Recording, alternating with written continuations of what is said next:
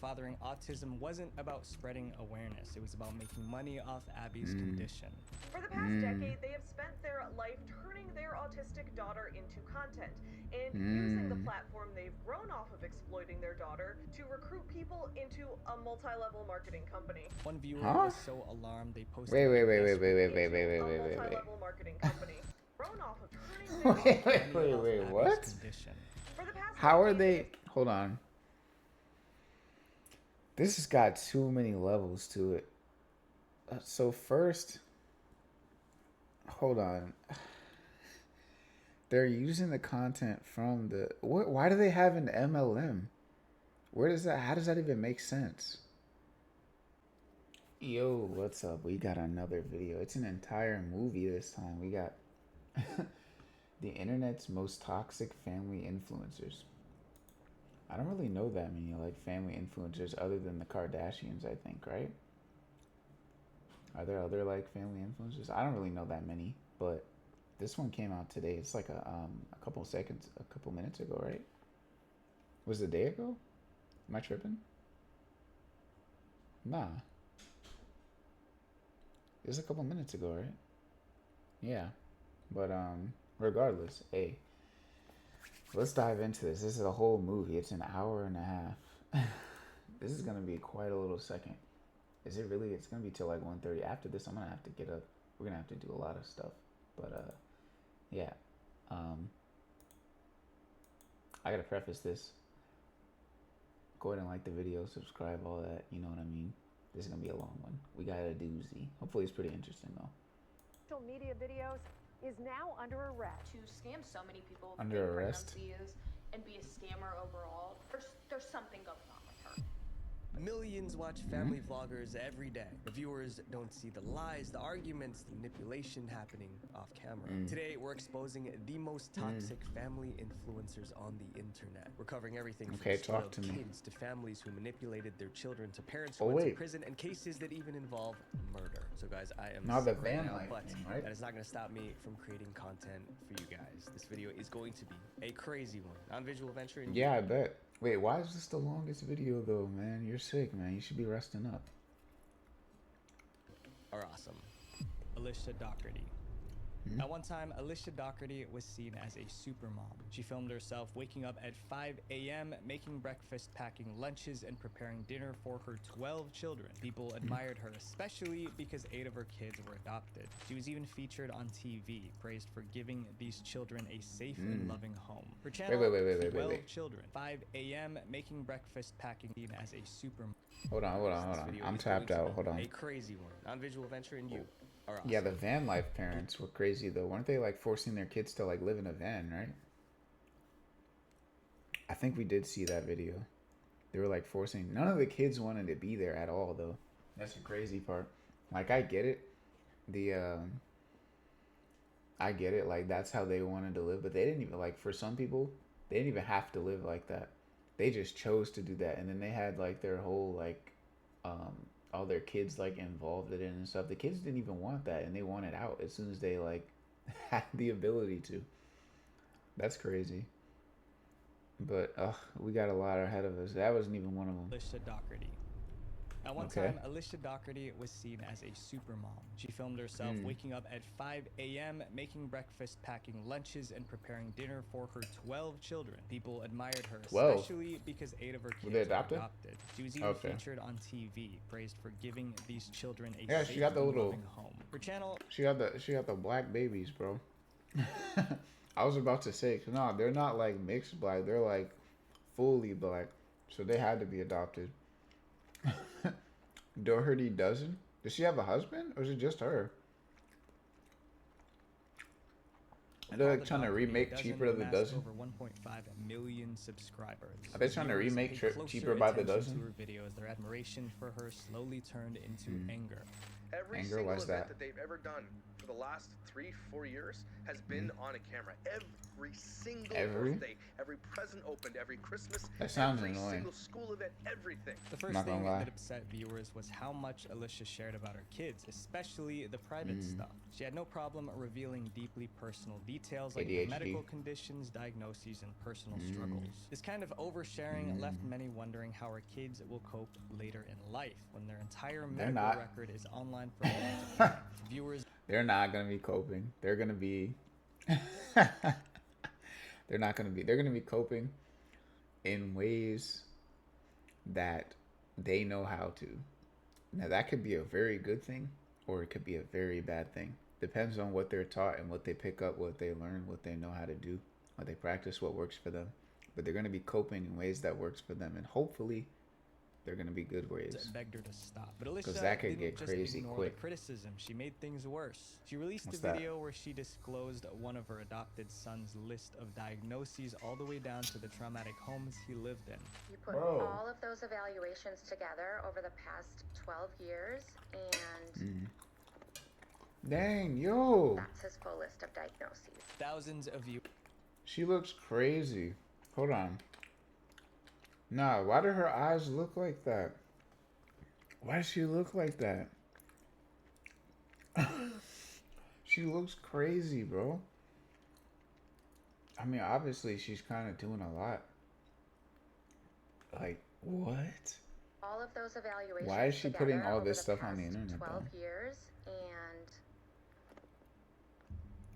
that's his full list of diagnoses. Thousands of viewers complained on YouTube and Reddit. The top comments said, "What is she doing? How could any loving parent do this to their child? Is it because he is adopted? I wish TikTok would close her account. Our society is so messed up thanks to parents like her." It was clear people weren't inspired anymore. They were angry. But some thought they knew why Alicia was oversharing. She wanted to look good. They figured she was trying to paint herself as a heroic mom raising kids no one else wanted. In some videos, Alicia boasted how some of her children were deemed unadoptable. She called them trauma kids. She talked about how hard it was raising them. Oh The no. specific behaviors that Is this gonna be even worse? Of this are explosive rage, such as screaming, crying, and breaking things for hours every Yo. day, lying, stealing, food hoarding, food binging. But oversharing was just one of the things people complained about. Viewers also... Now, is what she's doing gonna make this worse though? Hopefully not.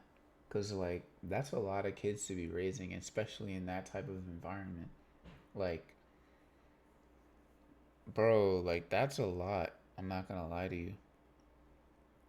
That's a lot, and they're already trauma kids. Like, bro, you better start teaching them some good coping mechanisms, cause they're gonna need it after all that. Accused Alicia of being a shopping addict. Anyone who watches Alicia's videos knows one thing: she shops a lot.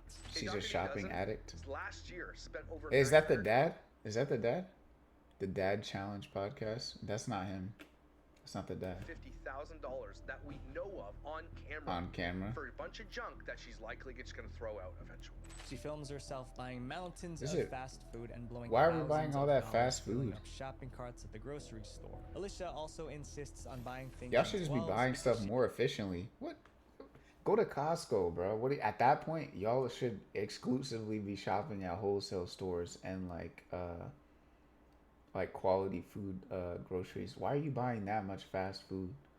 She has 12 kids, even if not all of the kids need that product. Viewers think that's just wasteful, and she's teaching her kids that money is unlimited. Alicia even admitted that she didn't care whether the kids ate or not. She just wanted to film them making dinner just to have content to share. Despite the backlash, the Doherty dozen is still going strong with over 6 million followers. That is across crazy. social media platforms. She said it doesn't matter if you eat, we just need the content.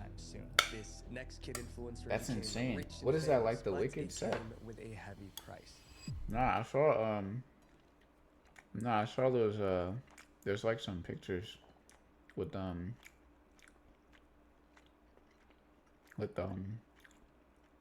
who was it? There was two. It was Ariana Grande and Cynthia. I forget what her last name was, but with them on the Wicked set, and they didn't really have like, they looked like they had not been eating properly, not been eating well, and stuff like that. And I don't know what that was about, but this is kind of like, it's giving that kind of vibes, like what she's doing. She's like, it doesn't matter if you eat or not. I just want everybody to know that we have it. Boring. I don't know, man. Boram was just This is gonna be a 6 long years video old. because I'm She pausing and already stuff had too. 30 million subscribers across 2 YouTube channels, and she wasn't just famous, she was rich. In 2019, Boram was allegedly making $3.1 million a month from her videos. That same year, her parents bought a 5-story building in South Korea. The building cost around $8 They're about to million be owned by the Hwans. and it all came from Boram's content. Although Boram was successful, her fans were worried about her. They felt they needed to save her from her About to get parents. targeted, hopefully not. Boram's early videos were simple. She did toy reviews and vlogged about her life. Toy In one reviews? video, she cooked noodles on a mini stove and ate them on camera. But Boram's parents wanted more. More views meant more money, so Boram's content got edgier. In one video, Boram stole money from her dad's wallet. That made a lot of parents angry. They didn't want their kids picking up bad habits. In another video, Boram pretended to be pregnant by stuffing her shirt with pillows. Viewers were disturbed. They accused Boram's parents of creating content for shock value. And soon people were asking, was Boram just a kid having fun, or was she a cash cow? Those videos I forgot to show what I'm eating today. We got some eggs. To be pregnant upset a lot of people, Non-bread. and some of them decided to take action. Cheese. In 2017, a group called Save the Children took Boram's parents to court. They argued that the videos could seriously harm Boram's mental health, and they showed Boram's controversial videos as evidence. The court took it seriously. In the end, Boram's parents were ordered to attend counseling to learn better parenting skills. They also deleted the disturbing videos and issued a public apology. Since then, Boram's content has been more family-friendly, and despite the backlash, she's still one of the richest YouTubers in South Korea. These parents took monetizing their Since then, Boram's content has been more family-friendly, and despite the backlash, she's still one of the richest YouTubers in South Korea. These parents took monetizing The their Kim's kids gonna to come a get their whole money, new bro. level. The Ingham Hopefully not. family. The Ingham family started The off as what Inghams? seemed like your typical YouTube family vloggers. The parents, Sarah What is and Chris, typical? would post videos about family outings and holidays featuring their 3 children, Isabel, Esme, and Isla. But as their channel gained more subscribers, the Inghams' videos got more and more personal. And their YouTube content took a bizarre turn when they welcomed their newborn son, Jace, to the family. In March of 2019, they posted a video titled Emotional Live Birth, Labor and Delivery. The video documents they posted the birth on live. It's crazy. It features everything from her painful contractions to the physical birth of her newborn son, Jace. 8 minutes past 7 on the 27th of March 2019. The video currently has 1 million views, meaning that almost 1 million strangers have seen the most intimate time in any person's life, being born. And this is when things started to get creepy. At only 10 days old, the parents created an Instagram account for Jace. While most parents of newborns are focused on nap time and feeding, it seemed like Sarah and Chris are more concerned about Jace racking up followers on social media. From there, the Inghams used social media, mainly YouTube, to make money off of their newborn son. They did it in a creepy way. 4 months after Jace was born, the Ingham family posted a video on their channel titled, "We have a very special secret to tell." Huge announcement. Honestly, The they video, gotta learn the some mom, discernment Sarah, with that announced stuff. They were now I'm selling not gonna lie. lifelike replica dolls of their newborn son. What? Made That's to so represent silly. Jace. That's so silly, bro. I'm not gonna lie. Like what? Why? That's creepy. Like, I'm not judging it that, because it's not, like, you're not hurting anybody. Like, I'm not gonna judge it that crazy, but it's just, why? Why are we selling, like, replicas of the newborn baby? I feel like maybe wait to do stuff like that. I feel like that's weird. I'm not gonna lie to you. Like, there's a limit. Like, there's stuff that's like, you know, there's stuff that's profitable, and then there's stuff that just like, some stuff you just want to keep to yourself, you know what I mean? That's different. That's different. I'm not gonna lie. You know what that's reminiscent of? And it's completely like, that's reminiscent of like, what I've seen is like, you know how like certain like OF models or like adult film actresses or whatever, they'll like make a copy of their parts for like adult toys and stuff like that, and then sell them. Like, yeah, it's a thing, but like, that's kind of reminiscent of that. It's like, I feel like, Like the child can't consent to that though, so it's different. You know what I mean? That's it's giving odd vibes. Similar to the age in the photo that you will receive on the birth certificate if you buy Photo one on the of birth The doll certificate, is bro. so identical to Jace that it's hard to tell that it's even a doll. Here's a side-by-side image of the real baby Jace and the reborn That's AI? baby Jace. Nah, Jace gonna be growing up like, yeah, that's not me, that's AI. That's crazy. Replica. The Ingham family began It is cute though, I'm not gonna lie. Like the baby's cute. Baby. Which one's the replica? I'm gonna go ahead and say that like, nah, the one on the right's the replica for sure. Right? Hold on. Nah. Hold on. Nah, the one on the right's the replica. Right? Nah. It's the left one. The left one's the replica. Yeah. The left one's the replica because it doesn't have like stuff on it. It doesn't have like eyelashes and stuff like that and like eyebrows. It's like too smooth. The left is the replica.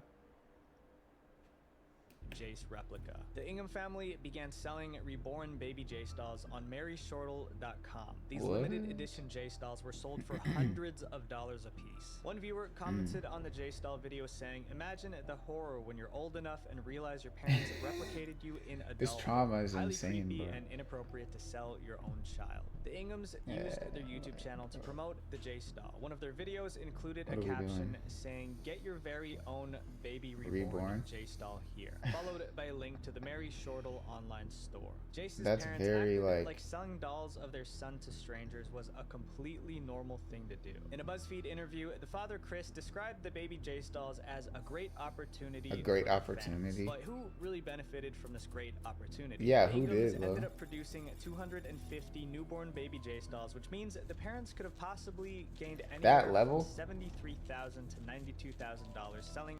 That level of like parasociality is insane though. I feel like that's maybe too far.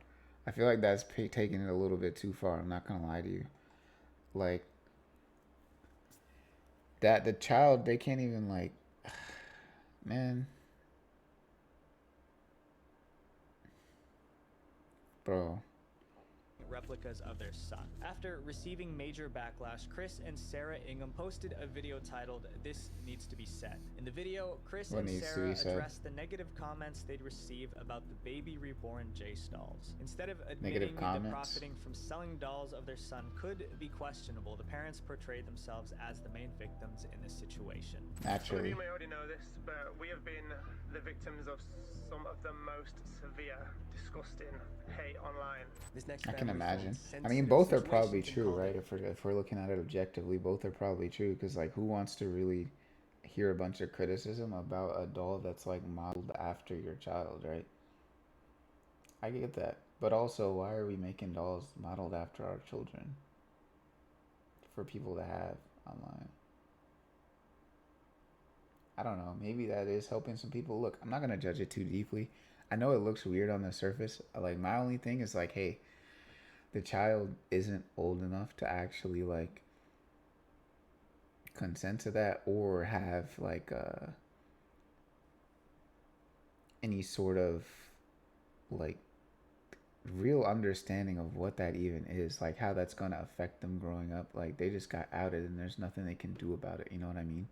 Like, their life just started and they're like getting put on blast and they're just like, yo, nothing can even be like, they don't even get to choose, essentially, which is unfortunate in that regard. And people are just like having all these hate comments and stuff like that. I'm just like, I guess that's like kind of similar to like, it's a little bit similar to someone like you know how like Beyonce and them, they have their kids like and then Willow, Jaden Smith and all them, right? But that's different. They like, yeah, they're like, they were kind of like growing up in the media, but they're not like, but it wasn't like,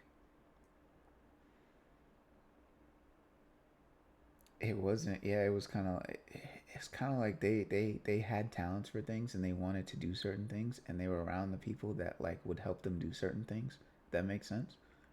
There's obviously probably a little bit of like, you know, guiding in that direction, but like this is a little bit different. I'm not gonna judge it too heavily because it's like maybe they're putting the money into like a savings account for their child or something, right?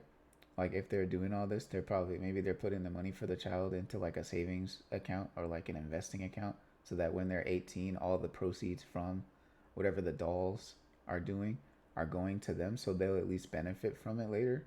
Maybe that could be justifiable, but I don't know. That's a weird situation. Fathering autism. When Asa Moss created the Fathering Autism YouTube channel, he thought people would love it. But the opposite happened. Many people hated it. It got so bad that angry viewers demanded that the channel be shut down. Knowing that Fathering Autism is a family vlog should be enough to set off alarm bells. The problems with Fathering Autism started from day one because it wasn't like other vlogs. The videos showed Asa, his wife, and their 2 kids going about their daily lives. But unlike most family channels, this one wasn't about the whole family. Every video it's focused just about on that one kid. person, Asa's daughter, Abby, who has autism. She is not autism. She is Abigail, enlightened. While I work to prepare her for the world, I will fight to prepare the world for her. I am an autism parent. That's why it feels like he wants to do a good autism. thing. The channel gave viewers an up-close look at what it's like raising a child with autism. There were titles like Autism Nighttime Routine and How a Girl with Autism Talks. So, nighttime routine for a 14-year-old girl with autism, nonverbal autism. Asa and his wife claimed their goal was to spread awareness about autism and help other families raising kids with the condition. Yeah, like that's a noble goal. I'm not gonna lie. I feel like that's a really good thing that he's doing. But like how I guess my concern is like how ethically is he doing that with regards to her, you know, and like her I guess her like development as a child, you know what I mean? A good cause. A lot of viewers didn't buy it. They believed Fathering Autism wasn't about spreading awareness. It was about making money off Abby's condition. For the past decade, they have spent their life turning their autistic daughter into content and using the platform they've grown off of exploiting their daughter to recruit people into a multi-level marketing company. One viewer was so alarmed they posted wait, multi-level marketing company. Grown off of turning wait, what? Condition. How are they? Hold on. This has got too many levels to it. So first, hold on. They're using the content from the. Why do they have an MLM? Where does that? How does that even make sense? They were just doing YouTube content about raising an autistic daughter. How do they? Why are they like getting people into an MLM? What does that even have to do with that? What? Spent their life turning their autistic daughter. What does that even matter? And using the platform they've grown off of exploiting their daughter to recruit people into a multi-level marketing company. One viewer was so alarmed they posted a desperate plea online people to step in. The title read, "YouTuber exploiting his severely autistic daughter. Please help." The post laid it all out, showing how Asa and his wife were making money. What concerns me is that a lot of his supporters are vulnerable people who send him money via Patreon and all these other platforms. A lot of autistic people have commented about how they don't like what he's doing, and he basically tells them their opinions aren't relevant despite claiming to raise autism awareness. But this is Yikes. I do think that he said y'all's opinions are not relevant. Going to benefit their daughter, right? But in the end, we all know and we can all see through the fact that these people are just raking in bank to make big bucks, and they're using the daughter to do so. But for many critics, the biggest problem wasn't the money, it was something worse. Viewers started to notice a disturbing pattern. It seemed Abby was being pressured to make... I feel like they're kind of losing the authenticity, though. I'm not gonna lie. I feel like they're kind of losing the authenticity with it. Because, like, it's one thing to have it as, like, okay, we're gonna raise awareness. But, like, it's a complete other thing for, like, the awareness raising aspect of it to the original, to lose the original vision in favor of like blind prophets. You know what I mean? Like I feel like they lost the original vision. That's where they turned wrong. Cause like it's perfectly cool to like profit off of the stuff that that you're trying to like put good things out there into the world. You're trying to do some good things and you're trying to profit off of it. That's completely fine. But like I feel like they lost sight of that when they were like, oh, actually, you know, this autism stuff doesn't matter. Da da da da da. We're just gonna do it for the profits. Like, yo, they're just losing touch. They're losing sight of what's like what the original vision was. That's unfortunate. That's unfortunate. That's when it takes a turn. They gotta reevaluate that for sure. Video. You can tell wholeheartedly she doesn't like to be on camera. She tries to run. In many instances, Abby's body language showed that she was uncomfortable being filmed. She tried to pull away, but her parents kept recording anyway. Because of Abby's condition, she didn't fully understand what was happening, so she couldn't agree to being filmed. But they didn't keep making videos. They made some questionable ones. Soon, all I saw were clickbaity videos with shock value thumbnails and Here we titles go. like "Autistic Girl Off Her Meds" and Whoa. "Autism Pajamas and How to Stop Fecal Smearing." Alright, bro. Nah, y'all are... What? Why are y'all selling like this, bro? Like, if y'all are eating good, why are y'all selling out, bro? Y'all look like y'all made enough money to be, like, satisfied. Why are you doing all this extra stuff? Why are you doing this crazy stuff? Like, okay, I get it. If y'all are, like, about to be on the street homeless and y'all gotta sell, right? I get it. Honestly, if that's how you gotta get it, I kind of feel like going the sellout route for you. But, like, that's not necessary. You literally y'all literally have like tons of money, way more than y'all actually need. Y'all have way more money than you actually need day to day. Why are you doing all this? That's crazy. If clickbait wasn't bad enough, they sometimes shared things that should have never been made public. Like the time they filmed the video about how autism affected Abby's bathroom habits. That kind of thing should always be private, but they put it online for the world to see. Viewers That's were so crazy. furious. It began to feel like Asa was making a spectacle out of Abby, documenting her like an animal and putting her real life on blast for viewers to gaze upon like patrons at a zoo. As more and more people started calling out fathering autism, the backlash became impossible to ignore. Then in 2024, something unexpected happened. The Fathering Autism channel suddenly disappeared. People speculated about what happened. Some thought YouTube finally banned them after too many complaints. Others believed the Moss family took the channel down to stop the backlash. Some even thought that they were hacked and celebrated, but the celebration didn't last long. Soon, Fathering Autism was back with an explanation. So, what's that? We're back here. If you don't know, we got hacked. Our channel was hijacked. My Google account was hijacked. Whatever happened behind the scenes, one thing was clear. Fathering Autism W Hacker. Going anywhere. W Hacker, I'm not gonna lie. W Hacker, he was like, hey, get them off the web for a second. They really do need to reevaluate. They really do need to reevaluate. Influencer did something that's not normal for her age. She became a model. Christina Pimenova. Christina Pimenova started modeling when she was just 3. By 6, she was working with luxury Plenty of people do that with like. By age, she was on. Oh, never mind. I was about to say like diaper modeling and stuff like that, because like there's plenty of like babies in the diaper commercials and stuff that are just like showing off the diaper. I thought it was stuff like that.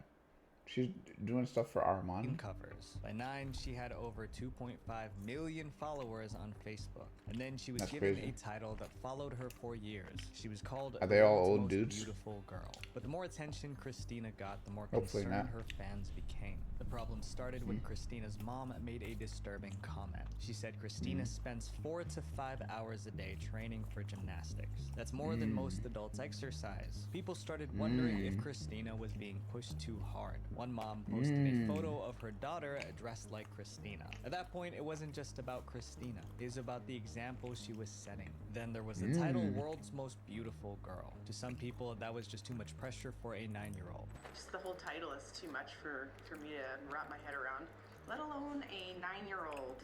That's way too much of a title for a 9-year-old. And the fact that she's already been hailed as a supermodel, I think is pretty supermodel at 9 is crazy. Ran a story on Christina. It was titled, How Young is Too Young to be a Supermodel? But as more people complained, Christina's mom pushed back. What is a supermodel even? The problem wasn't her daughter's modeling. What is technically a supermodel?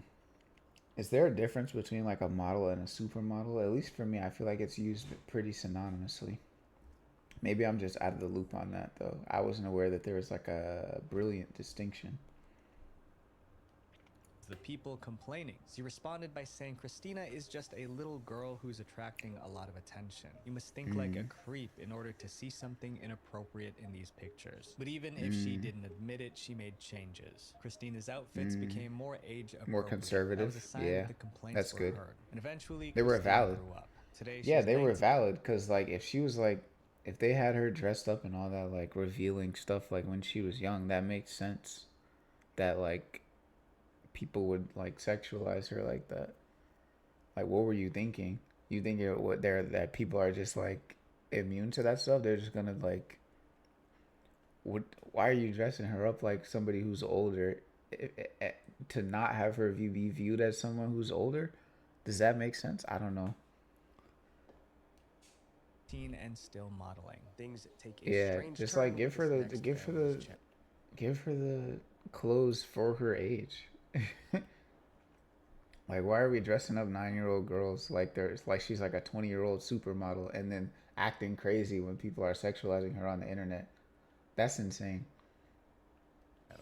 Taking clickbait too far. You literally inviting that stuff. Like, you can't even just be more responsible, low-key. Be more responsible, bro. Like, give her some actual, like, 9-year-old clothes, bro. Don't be trying to dress her up like these Instagram models.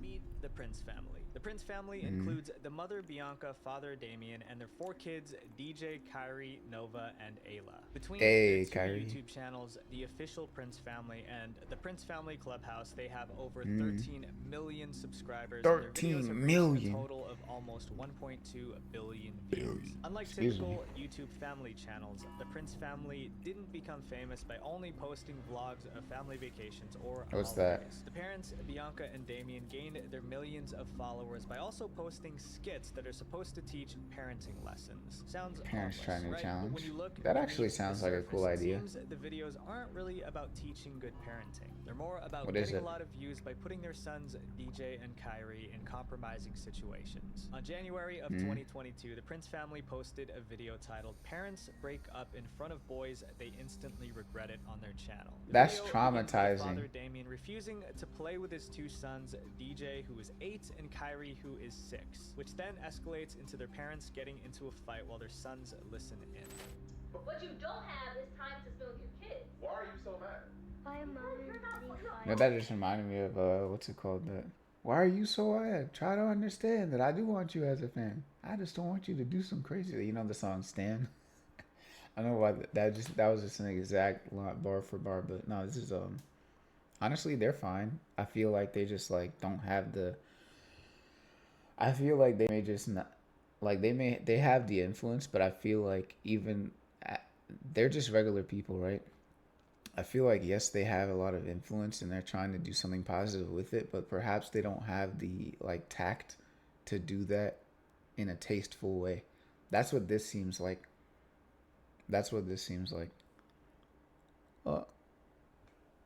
What's that? Where's that thing at? Dang it. I wish I had that thing. I think my nose is running a little bit, actually. Hold on, I'll be right back.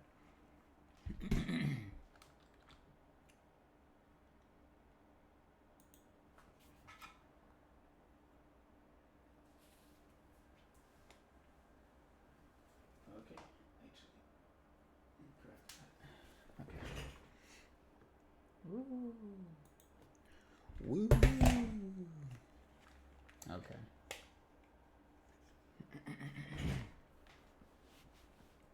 Nah, I feel like they're just like.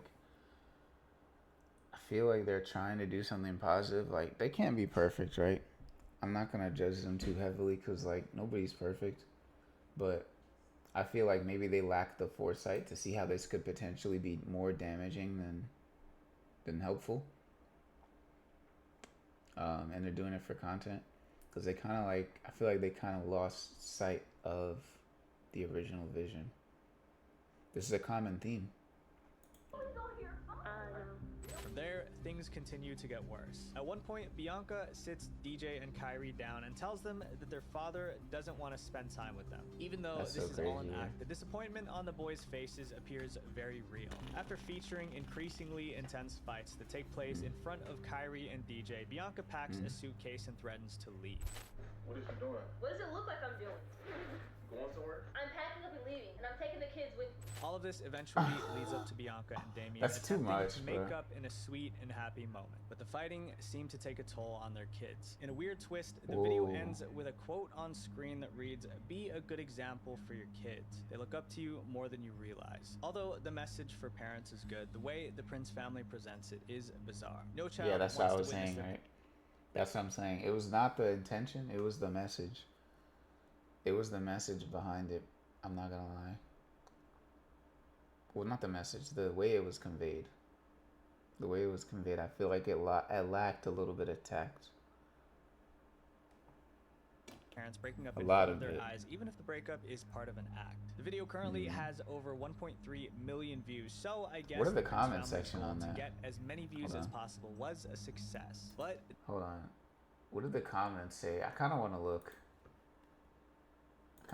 This video is going to be egregiously long. But that's okay. This will probably be the longest video on the channel so far. Other than maybe like a dispatch video.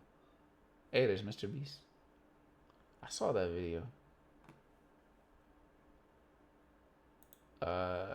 Young Jimmy. Okay, what is it called?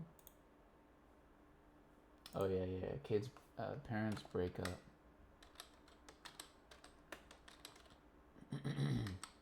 Break up in front of boys.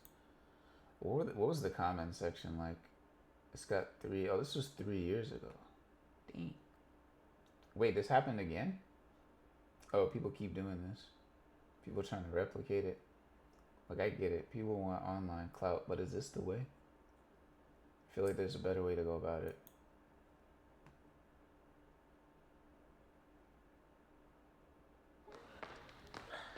Why is she standing like that? Okay, nigga, what?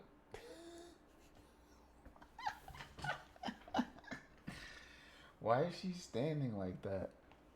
That's so crazy. Bro, that's so crazy. Why is she standing like that? Okay, what's the comment section? LOL lit, you're the best family I've seen. Love y'all. Love DJ Carey. Love you, the Prince family, all the way from the UK. Don't argument with her and don't lie to the kids about not arguing because they caught you, Damien. What? Interesting. People are loving this. They're eating it up. I guess this is mostly like people who follow them, so it makes sense, right? That they enjoy that type of content. I love the videos with the kids. But what's the...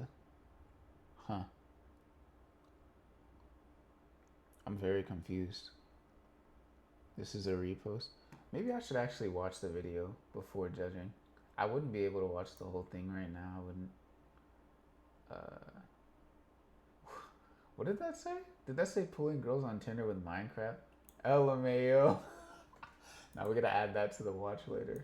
That's gonna be hilarious. I feel like that's gonna be funny. But shoplifting puts a damper. Okay. Okay, bro. Okay. Yeah, it's 15 minutes long. I don't know. I feel like it's good at heart, so I'm not gonna judge it too heavily. But definitely a better message can be conveyed. I'm trying to judge people that are not professionals for doing like a professional quality thing.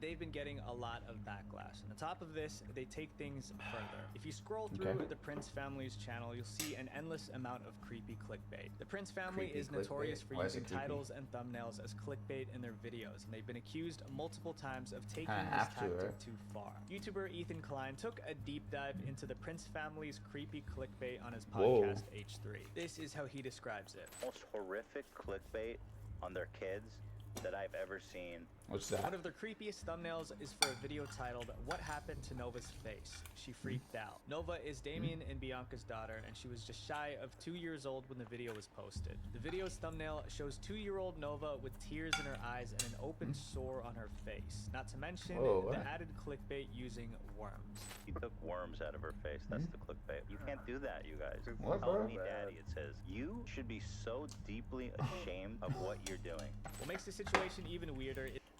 Bruh. That is not cool, bro. That's so silly. Like, I get it, right? A lot of people want to click on clickbait stuff, but that doesn't mean... This is my thing, right? I feel like, and this is something that I do a lot of things to avoid, right? Like, there's a certain level there's a certain level, I feel like, of trust that you have to abide by when you're gonna create content like that. Like, and you have to trust that, like, regardless of whatever the algorithm like is gonna say is hot or that people are gonna click on, you gotta trust that, like, the message that you're trying to send and, like, the reason that you're sending it is going to reach the right people through, like, the methods that you are okay with, and not just, like, saying, oh, the algorithm wants to see X, so now I have to make my content X. Yeah, you can do a little bit of tweaking when it comes to that, like, when the titles, like, when I do videos and stuff like that, like, I'll change some of the titles to be, like, more interesting, more intriguing, to, like, kind of, like, leave a little bit of like a mystery behind the video, a little bit like that. But, like, there's levels to it. There's honestly levels to it, and that, I feel like that crossed the boundary. 100%, that crossed the boundary. Like, you just, at that point, you're just making it so fake that it's like, like, why? I bet you the video had nothing to do with that either. It was just a clickbait thumbnail. Is that the video had actually pretty much nothing to do with the thumbnail and title. The video is Literally actually just said about that. Damien and Bianca celebrating hitting 8 million subscribers on YouTube and donating Based on clothes to clickbait. Goodwill. There were no worms involved, and the massive wound on Nova's face is actually just a scratch that was featured Based for on less than clickbait. a minute. No, Bruh. why you scratch your face up for it? It doesn't hurt?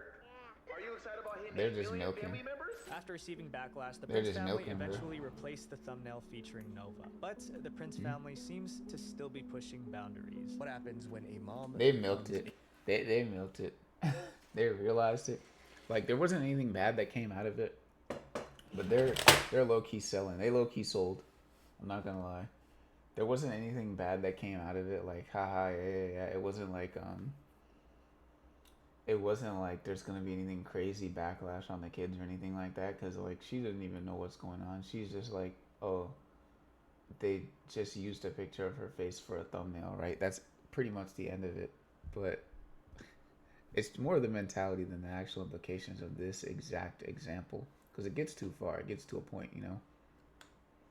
The control freak. This next chapter that? answers that. Venus Angelic, the living doll. Imagine The going living your entire doll. life without having any control over it. You couldn't decide what clothes to wear or how to style your hair. Someone else made those choices for you, and you had to pretend you loved it in front of thousands of people. Well, that was what every day was like for Venus Angelic, the living doll. At just 15 years old, Venus Angelic became an internet sensation. With her doll-like looks and preppy persona, she quickly became a fan favorite on YouTube for being a real-life doll. Venus had started her YouTube channel She was like at the just first- 12 years old with her mother Margaret.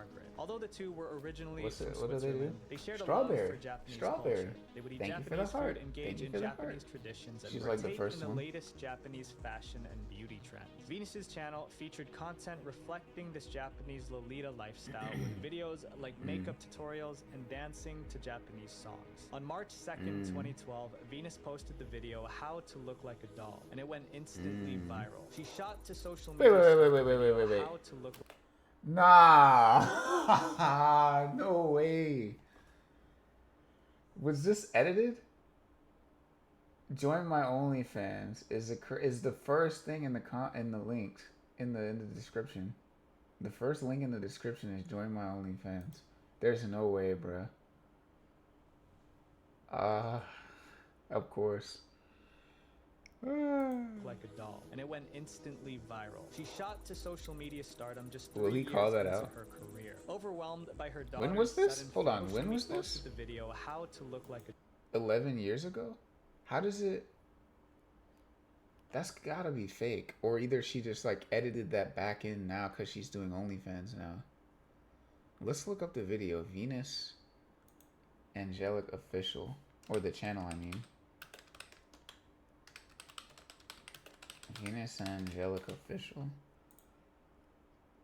How to look like a doll. Okay, and we can search it in here, right? Okay, so she's still popping. Oh, she's an OF model now. Yep, 2 years ago. So it says OnlyFans pros and cons. So she definitely started doing OF. I don't think she cares, to be honest. She's a crash out, I feel like. At least based on first judgment. What's the video? How to look like a doll. Let's investigate that. It was 13 years ago. Wait a minute. That thing said 11 years ago. So was this oh yo, Visual Venture, hold on, bro. Was this recorded 2 years ago? Is this the deepest content library like NA? I wouldn't put it past him, bro. You'd be working hard, man. I'm not gonna lie. Wouldn't put it past. Let's see. 13 years ago, joined my OnlyFans. Yeah, so she had to go back and edit it because I doubt she was doing OnlyFans 13 years ago. Hyper doubt it. 11 years ago, hyper doubt it. But all right, let's get back into this. And it went instantly viral. This video about to be crazy social long. media stardom just 3 years into Yeah, her we're only career. 19 minutes in. Overwhelmed by her daughter's sudden fame, Venus's mom Margaret pulled Venus out of public school and began homeschooling her for her safety. The two For her grew safety? even closer, but for Ew. Venus, this wasn't a good thing. With Venus spending most of her time at home, she became closed off from the rest of the world. As her subscriber count That kept makes climbing, sense. her mother, Margaret, started becoming more involved with the channel. She not only Okay. began to respond to comments on Venus's YouTube channel, but even launched her own YouTube channel where she would upload content featuring Venus. With Margaret's ever-growing presence on Venus's channel, fans began to wonder who was actually running the show. Was it Venus, the girl we see in front of the camera, or was it her mother, Margaret, orchestrating things from behind the scenes? Venus and That's her so mother crazy. would go on to make several television appearances. The two did an interview at They're Daybreak from in London. London on April 4th, 2012, which exposed Venus's doll-like persona to a much wider audience. In the interview, IRL? people How began old was to she at the notice time? Venus displaying She some had to be like strange mad young, behavior. right? She kept a blank expression on her face for the majority of the interview and seemed to be replying with rehearsed answers. When Venus wasn't speaking, she Yeah, sat she's there PR rigidly trained with no emotion by on her her mom. face. Viewers began to suspect that Margaret was using Venus for views and internet fame.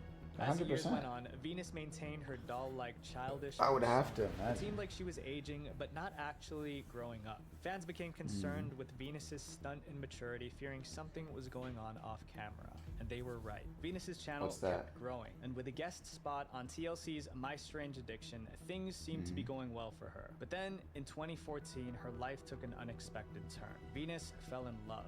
She met Manaki, Aw. who was a longtime fan Aw. of hers, and the two instantly clicked. Manaki Aw. started making regular appearances That's on nice. Venus's channel and social media, and fans were supportive of their relationship. Then suddenly, Aw. all signs of Manaki disappeared from Venus's online world. Fans were puzzled, but figured What they happened? just had a messy breakup. The mom However, clap him? the true reason for his disappearance was more complicated than anyone could have guessed. Did the mom In 2016, get him out of Venus there? shocked the internet when a video called "How I Ran Away from Home" was Oh, she ran uploaded away on from her home. channel. In this video, Venus did a tell-all about her relationship with her Yo. mom and what happened to Manaki, the origins of the Venus Angelic channel. She revealed that she and Manaki had not broken up and that she had run away from home due to severing ties with her Yo. mother, Margaret. Venus would go on to detail how Margaret Margaret? had practically full control over her accounts, and that it was her mother's idea to Whoa. create a YouTube channel in the first place. A couple of things that have bothered me since the past few years. Whoa. I didn't like that my mom posted on my social media in my name things which I would never say. Since Venus was young, Margaret would force her to act like a doll on camera to rake in views, likes, and subscribers. Venus had little to no say in what was posted. It was her mother pulling the strings her mom behind pulled the all Venus the strings. Angelic brand. Venus also said that it was That's hard to say predictable, no though. to her mother because whenever she tried, her mother would use emotional tactics to make her comply. Emotional manipulation. Yeah, people love that. Especially like when you're like, when you've been in like a long time like familial relationships, that's like a lot of people's go-to is like they be trying to like use emotional manipulation and stuff like that. Like, oh, this and this and that, da da da da da, and like play the victim and all that. Like I get it. It just repeats itself way too many times. That's crazy. Venus ended the video by assuring her viewers that she changed all her passwords, making sure her mother could no longer access her accounts. Now, for the first time, Venus was the true owner of her social media presence. Margaret, Venus's mother, fired back with her own video titled A Venus Angelic Marriage Story. In it, she dropped a bombshell. Venus and Manaki were actually married. The video was supposed to explain her side of things, but it quickly spiraled into something more as she explained her distaste for Manaki. The situation escalated as the video went on, leaving viewers even more conflicted. I came home from the party. I took a picture of the two being in bed together. I took the picture to send it to her husband. It was revealed that Margaret had sent a picture of Venus with another man to Manaki. To Venus, this was an attempt to sabotage her marriage. Margaret justified it as repercussions for Venus's so-called cheating. Real story is still unclear, but this ignited an online battle between mother and daughter, leaving the internet to pick sides in the unfolding drama. In an attempt to win against Venus, Margaret took extreme measures and copyright strike all of Venus's videos. This eventually got her account terminated and her content removed from the website. Wait. It got Venus's content removed? Against Venus, Margaret took extreme measures and copyright strike all of Venus's videos. This eventually Wait. Her mom copyright struck all her videos? Whoa. Oh, so it got Venus accounts terminated. Yo, that's crazy. Nah, that's so crazy.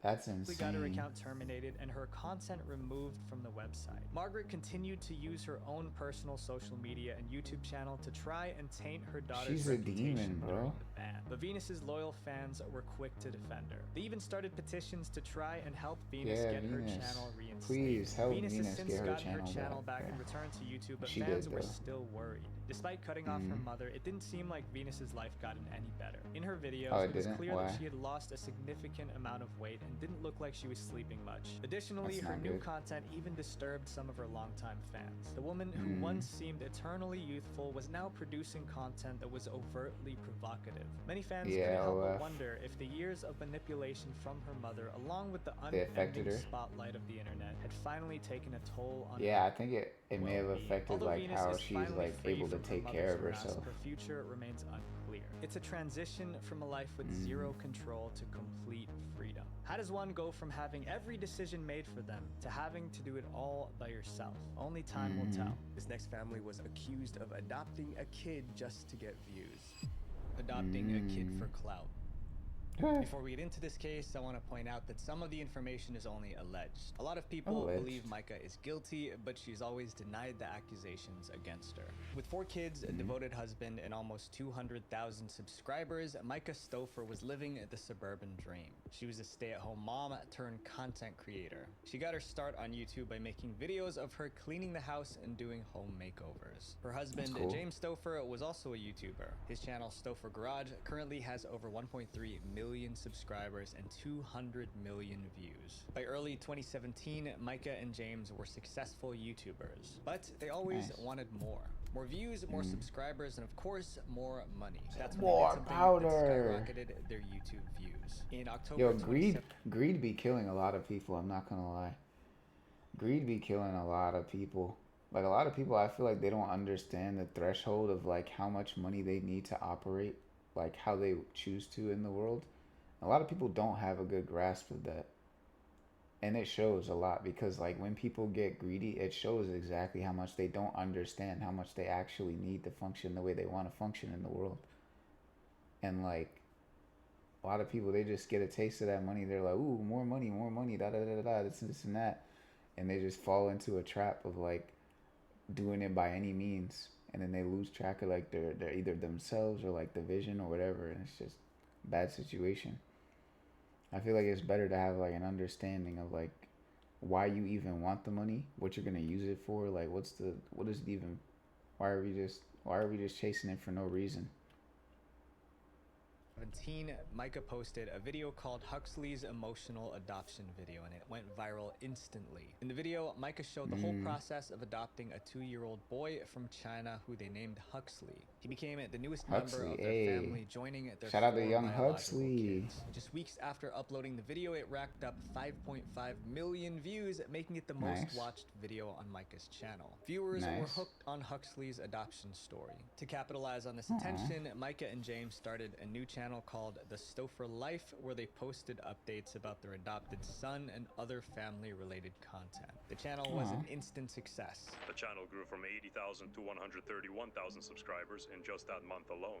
In addition, their monthly average views went from 200,000 to 2.5 million. It was obvious that Huxley was the real reason for their high views. So Micah started using him to farm. Wait, Huxley is him, bro. He saved the channel. Yo, I'm not gonna lie. But is it for clout though? Was it for clout, or was it because like they actually want to live like that? Did they actually like want to adopt him? Like was that genuine, or was it just for clout? Increase her subscriber count. If you are on my channel and you are here for the Huxley content, give this video a thumbs up. Every thumbnail included Huxley's face, every video title used his name, and she used him to secure multiple sponsorship deals. Eventually, Huxley became one of the most beloved kids on YouTube. Although things looked good on screen, trouble was brewing behind the scenes. In June 2020, Micah and James posted a video sharing devastating news. Huxley was no longer with them. The last couple months have been like the hardest thing I could have ever imagined choosing to do. Rehome. After coming to the US, Huxley was diagnosed with several health problems, including autism and a brain tumor. Micah and James said they consulted many doctors about how best to care for him. According to them, every doctor told them Huxley needed a different environment. So they decided the best thing to do was to rehome him and place him with another family. Do I feel like a That failure makes as sense. a mom? Like 500%. This decision caused a lot of outrage. Some subscribers accused them of abandoning their son. Others believed that since Huxley was adopted, they gave up on him quickly and wouldn't have done the same if he was their biological child.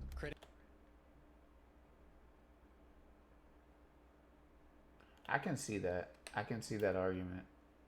But at the end of the day, I think like honestly, like I feel honestly like he was adopted anyways.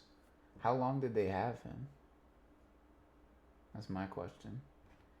Like how long did they have him? Like was it for like a year or something?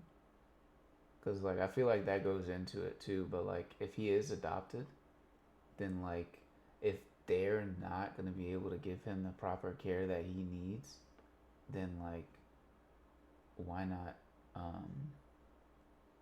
rehouse him like in an environment where he'd be better like suited for his development.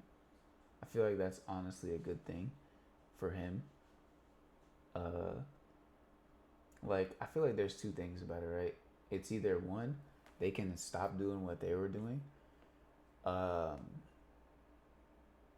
and like, you know, stop with the whole like YouTube channel, kid stuff, all that, focus on like raising their child, like focus on that, or rehouse him. I feel like though, and they didn't want to stop doing that. That was probably making all their money, wasn't it? I'd have to imagine that was probably making all their money. Yeah. So I don't know. That's a tough one.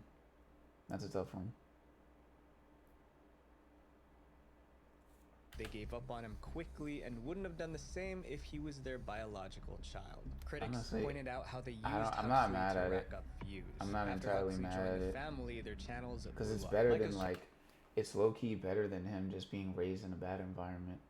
That's not good for him, you know? Like, people are always going to find something to complain about, but I feel like they honestly made a better decision by, like, and with him, like, needing other stuff. But, like, granted, like, hold on a second. Doesn't the whole family need to, like, be evaluated under the conditions that they're, like, working in and stuff like that? Could they not vary their content and do something else? Could they not do something else? Channel went from under 200,000 subscribers to nearly 800,000. Now that their channels were successful, many viewers speculated that they didn't need him anymore. Huxley That's in particular crazy. brought so much viewership to their channel. He's kind of the new money. They might be demonizing them. After the video, they might be demonizing them, bro. It honestly seems like a genuine scenario. At least from the information that I have right now, it seems like a genuine scenario. They might be demonizing them. Granted, I don't think they should be doing all the like content and stuff like that anyways, but well, people started digging. Well, I mean, it's a tough situation. It's a tough situation because if they don't have the money to actually support the kids in a different way, then I guess it makes more sense than not. Into the Stauffer family's past. They found Micah's Facebook posts in adoption groups where she asked questions about Huxley. Some of these posts made it seem like rehoming him was more of a choice than a necessity. James here, this douchebag face here, hates the fact that Huxley watches him eat. This is supposed to be this kid's father. Okay, if my kid wants to watch me, my kids watch me take a dump. I can't get privacy. I love my kids still. This guy is a total angry subscriber. Hold on, bro. See, I love my Laid but obsessed with food. I understand the reasoning. However, even if he just ate, he always stares at everyone when they eat. You can't eat food without him watching you eat. Even if he has food in front of him. Has anyone experienced this? Does it lessen the time? Oh. They may be demonizing them. I'm not gonna lie. These sound like completely like mundane concerns. I feel like they're low-key demonizing them just because they're in the spotlight. That's what this one feels like. My kids still. This guy is a total. Yeah, he's exaggerating. He's gassing. Based on that comment, he's gassing. Unless he knows something I don't know, I feel like he's low-key gassing. I can't get privacy. I love my kids still. This guy is a total. Angry subscribers dug up old vlog videos where Micah and James seemed frustrated with Huxley. In several videos, they scolded Huxley on camera and treated him differently from their other kids. Well, that's why you don't see on the vlog. He's probably having a meltdown. Are you done? He's just having a bad day. There were some examples that really stood out. Micah often criticized Huxley for sucking his thumb, but her feelings about thumb sucking seemed to change when it came to her biological kids. Viewers discovered an old Instagram post from Micah where she praised one of her biological daughters for sucking her thumb. In the post, she thought it was super cute and she said she never wanted her to stop. This was pretty surprising, especially since Huxley was shamed for doing the same thing. The adopted son was also shown with duct tape on his thumb in a different video. But when her older daughter was sucking on her thumb in 2015, Micah said she hoped her daughter never stopped. I hope she never stops sucking her thumb. There were also vlogs where Micah talked about cutting back on money and resources they spent on Huxley's care. In one clip, she mentioned looking for a cheaper therapy for him while wearing what looked like a $6,000 Cartier bracelet. Cartier bracelet? Yikes.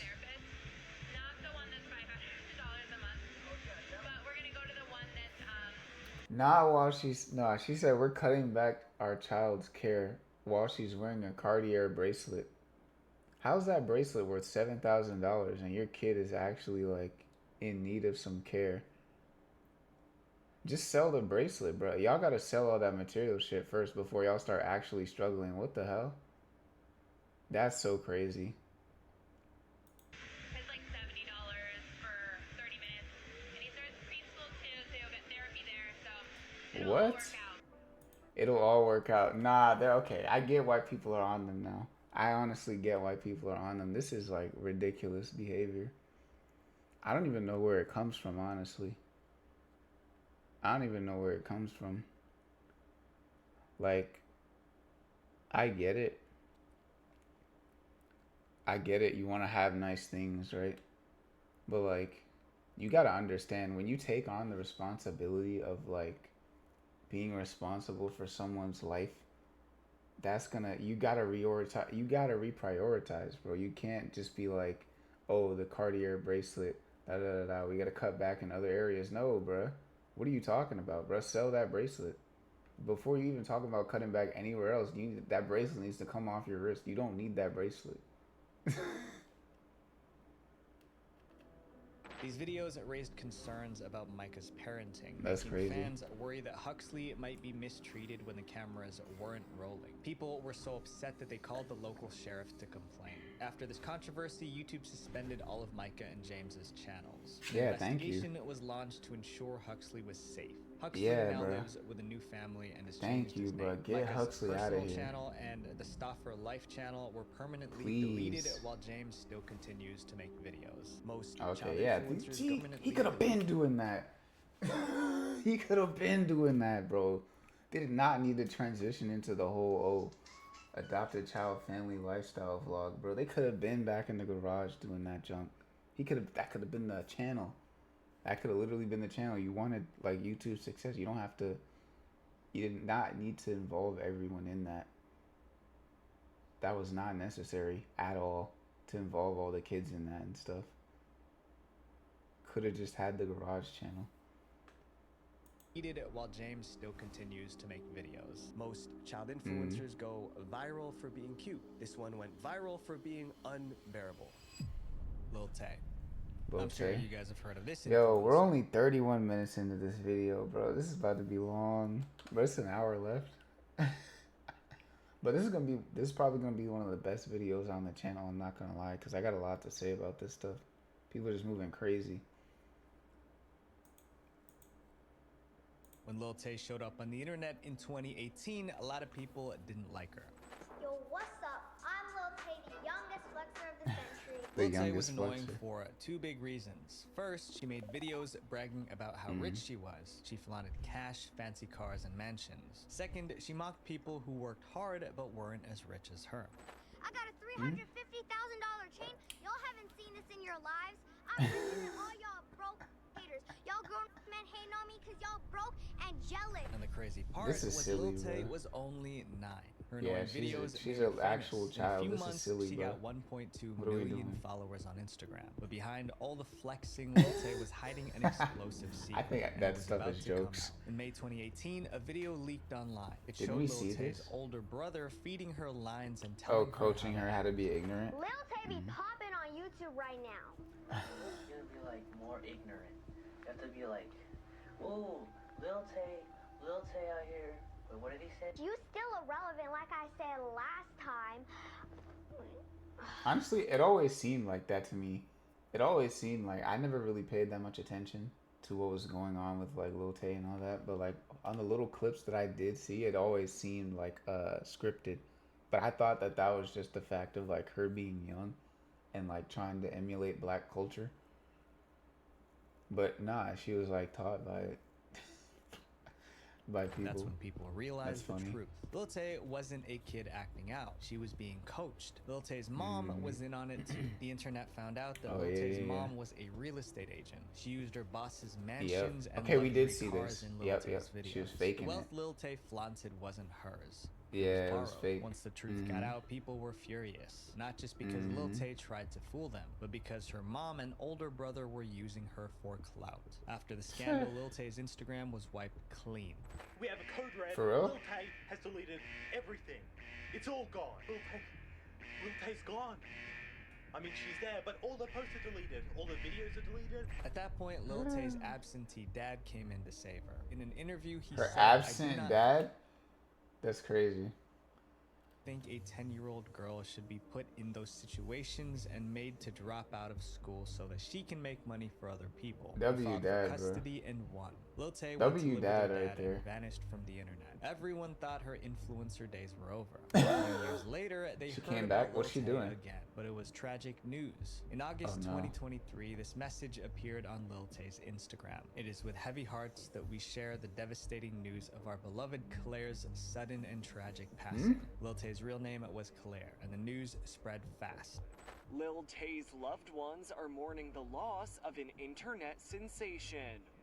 The teen rapper, whose real name is Claire Hope and who rose to fame online in 2018, has passed away. She was only 14, but things didn't add up. The city authorities had no record of her passing, no death certificate, no police report, nothing. Also, the day after Lil Tay's passing, a Lil Tay crypto coin was launched. Then out of nowhere, Lil Tay popped up on Instagram. She was alive, and she told the world what really Fake happened. death is crazy. My account bro. was hacked and they had to help me get it back.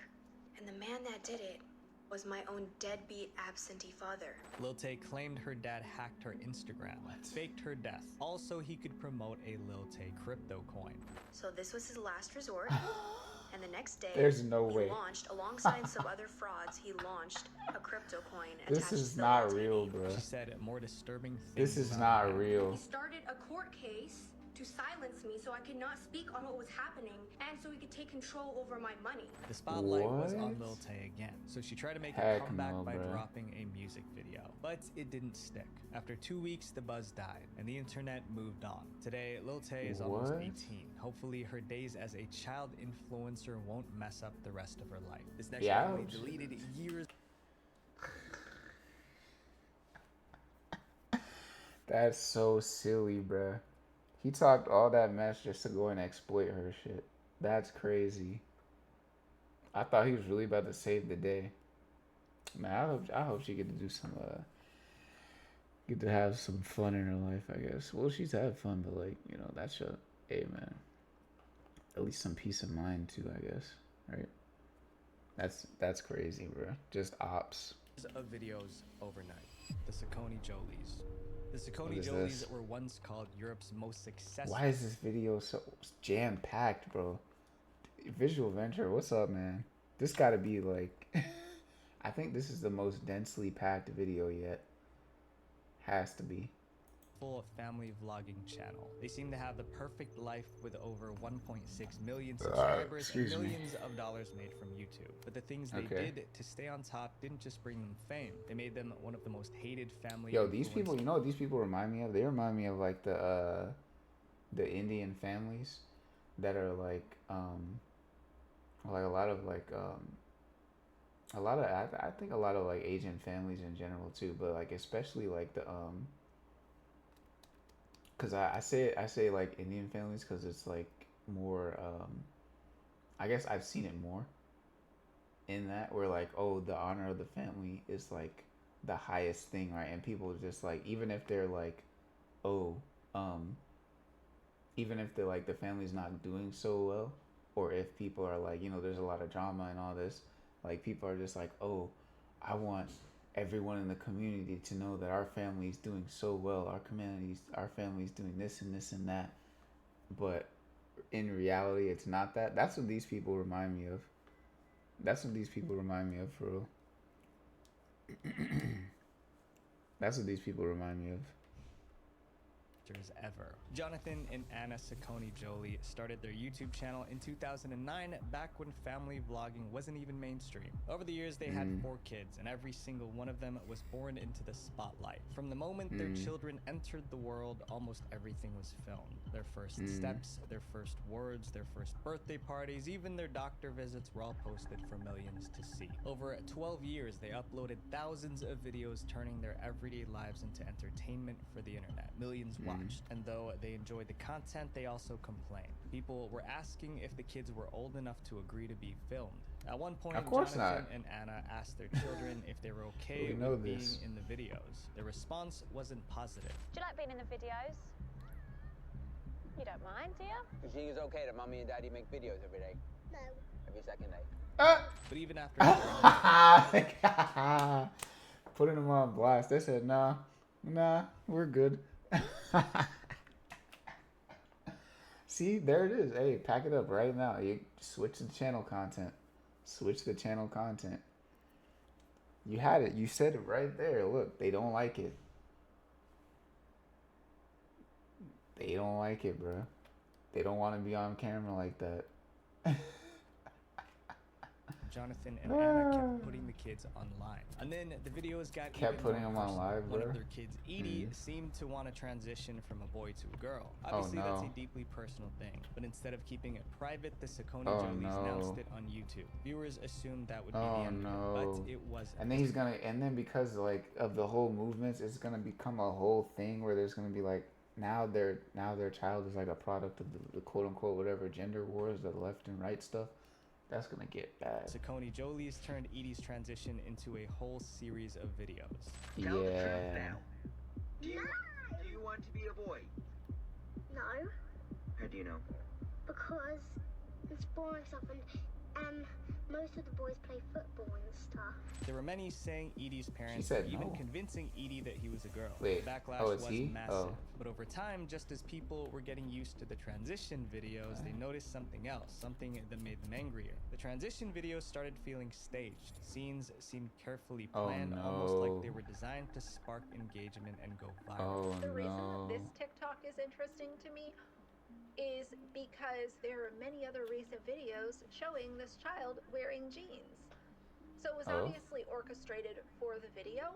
People started questioning the family's true intentions. Slowly, the trust between them and their audience began to fade. But the transition videos were just one controversy on a long list. Viewers were uncomfortable with how the kids were dressed in certain videos. Others were furious that Jonathan and Anna used cold showers as punishment. Then there was the issue of fan mail. The Saccone Jolies I guess there's allowed worse. Viewers, There's honestly strangers, worse. to send gifts and letters to Those them. are actually healthy though.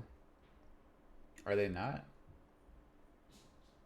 I feel like there's way worse punishments, than a cold shower. Well, how old are they? Are they even old enough to take showers? That would be my main thing. Is it safe for them? Like, I know for adults it's a healthy thing, but is it safe for the kids to take cold showers? Is it? Let's see.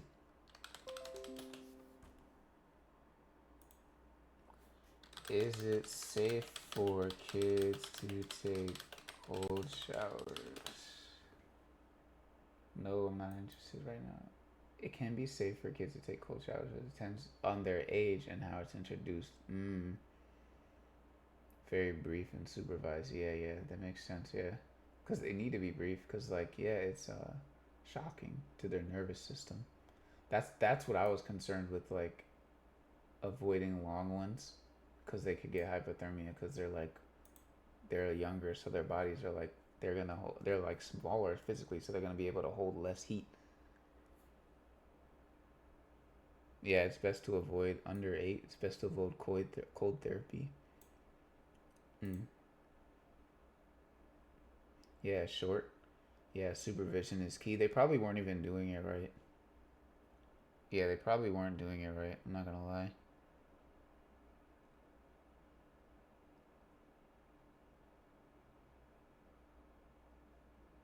Yeah, they probably weren't doing it right. Like, yeah. Alright, get on them. Kids. Obviously, this came with serious risks. Then in 2022, Jonathan and Anna dropped the bombshell. They announced that they were deleting every single YouTube video they ever posted. More than 10 years worth of content. Thousands of videos. It was headline news. But why? Jonathan and Anna said the internet was different now, and they no longer wanted their kids' lives to be put out there for everyone to see. Jonathan's exact words were, "I love my children more than I love my YouTube videos. I just want to give them an opportunity to curate their own life story on the internet." But it wasn't just about protecting the kids. Jonathan also admitted that years of vlogging has taken a serious toll on his mental health. But despite their dramatic announcement, the Saccone Jolies YouTube channel still has videos. It's unclear whether they deleted everything or quietly re-uploaded some of their content. Whatever the case, the Saccone Jolies are still very much on the internet. This next case wasn't just disturbing, it was criminal. Jalea.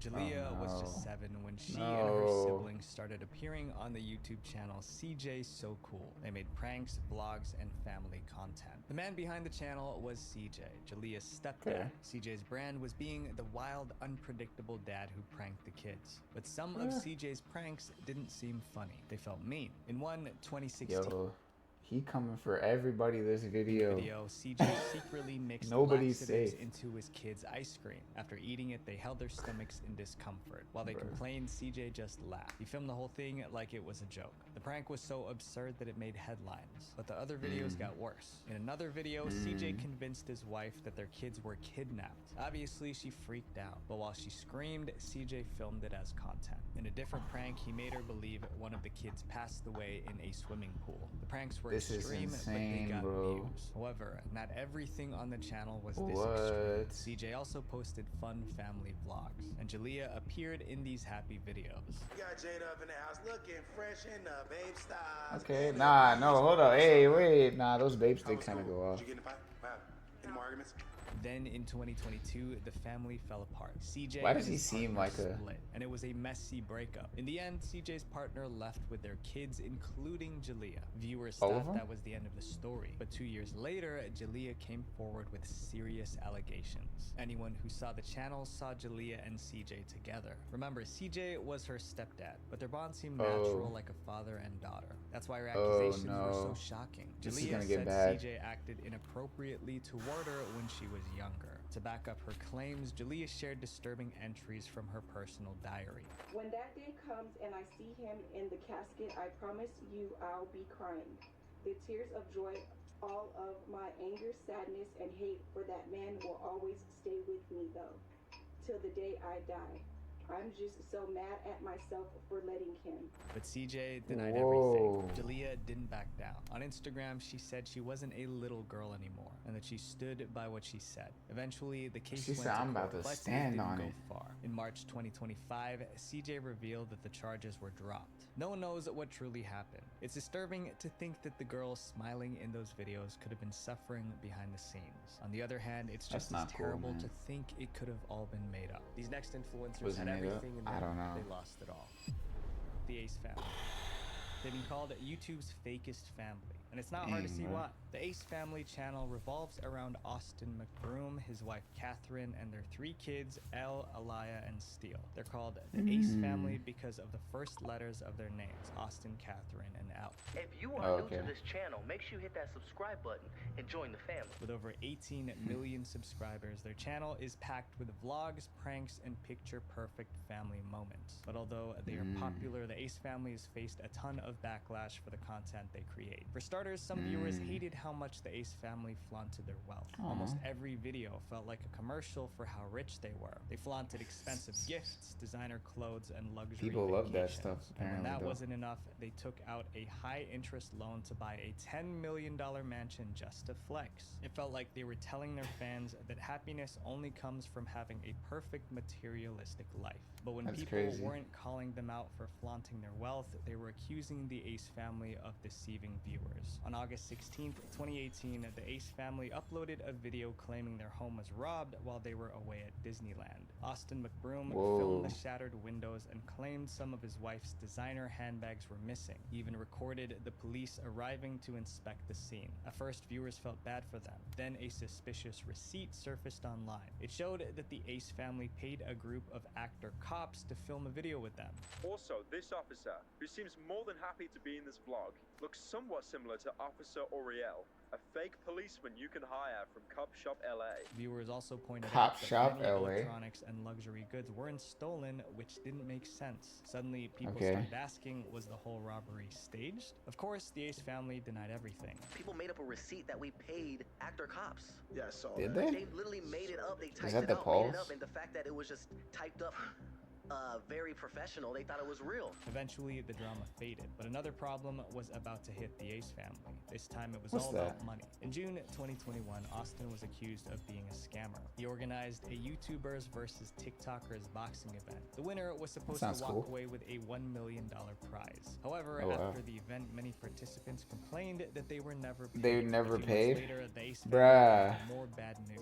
In late 2021, news broke that they were being kicked out of their $10 million mansion. Despite acting like they were swimming in money, they failed to pay back the loan on their mansion. Eventually, the authorities took it away. Through all the financial scandals and bad press, the Ace family still presented themselves as a tight-knit, picture-perfect family. But even that didn't last. Austin and Catherine McBroom, the couple behind the wildly popular Ace Family YouTube channel, have broken up after nearly a decade together and 7 years of marriage. The reason for the split wasn't clear, but Catherine explained in an Instagram post that she and Austin agreed to divorce due to irreconcilable differences. Viewers felt betrayed when the next family's tragedy started to look staged. The fake pregnancy. Sam and Nia were one of the first couples to create a YouTube channel together. Their channel's name was simple, Sam and Nia. Since March 2007, they've uploaded more than 2,700 videos showing off their marriage and family life. But in 2015, after 8 years on YouTube, Sam and Nia's subscribers began to turn on them. And it was all because of a series of questionable videos the couple posted. On August 5th, 2015, Sam uploaded a video called Husband Shocks Wife with Pregnancy Announcement. At first, it seemed like an exciting moment. You'd think a YouTube couple sharing their pregnancy would get a lot of love, right? But there were a lot of things wrong with the video. First, the whole idea itself was off. Nia, the wife, never actually took a pregnancy test. Sam, the husband, thought Nia might Didn't that look fake? Hold on. It was fake, right? That was a fake stomach. Videos the couple posted. On August 5th, 2015, Sam uploaded a video called I clocked it, but didn't Shocks say Wife it. with Pregnancy Announcement. It's At fake, first, it right? seemed like The way an he was exciting pressing moment. on it. You'd think a YouTube couple The way she sharing was. That's definitely fake.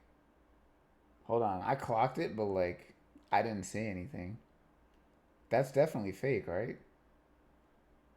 I can't be the only one that's seeing that. Pregnancy would get a lot of love, right? But that's got to be fake. Wrong with the video. First, the whole idea itself was off. Nia, the wife, never actually took a pregnancy test. Sam, the husband, thought Nia might be pregnant, so he secretly bought a pregnancy test for her. Then he waited for Nia to use the bathroom. Sam then dipped the test into the toilet. The test came back positive, but Nia had no idea it was even happening. Sam then filmed his wife's reaction when he surprised her with the news that she was pregnant. Did you get a dropper out of the toilet? No, you didn't. No way. That's silly, bro. No way. The couple was That just means excited she that didn't they were flush. having another baby, but the reactions from viewers weren't so positive. Many people criticized Sam for conducting a pregnancy test without Nia's consent. Others were skeptical about how do you valid mean? a pregnancy test from a toilet bowl could be since Yeah, how Nia valid is didn't it? take another test herself. The whole thing blew up, dividing the YouTube community into those that believed the couple and those that didn't. News outlets contacted doctors to see if the test results were legit, and many I don't know. Yeah, I guess it is a little weird to conduct a pregnancy test without someone's consent. It is a little weird, I'm not gonna lie. Yeah, he could have asked her to, maybe. I don't know, maybe. Yeah, it's probably fake for the views, I'm not gonna lie. I think it was Doctors just fake said for the it was views, not. if that's the case, maybe. Oh, he said it was not. To defend Sam and Nia, Okay. the pregnant fans started posting videos of themselves doing the same thing. They would Oh, use okay. their toilet bowls for the pregnancy test and show positive test results to the camera to prove that Sam and Nia were telling the truth. But it wasn't the Interesting. pregnancy test drama that upset subscribers the most. It was a video posted 3 days later called Our Baby Had a Whoa. Heartbeat That So Really is it Hit a real? Nerve. I told Nia, I said, Nia, God's ready to use us in a huge way. We were Huh? so happy.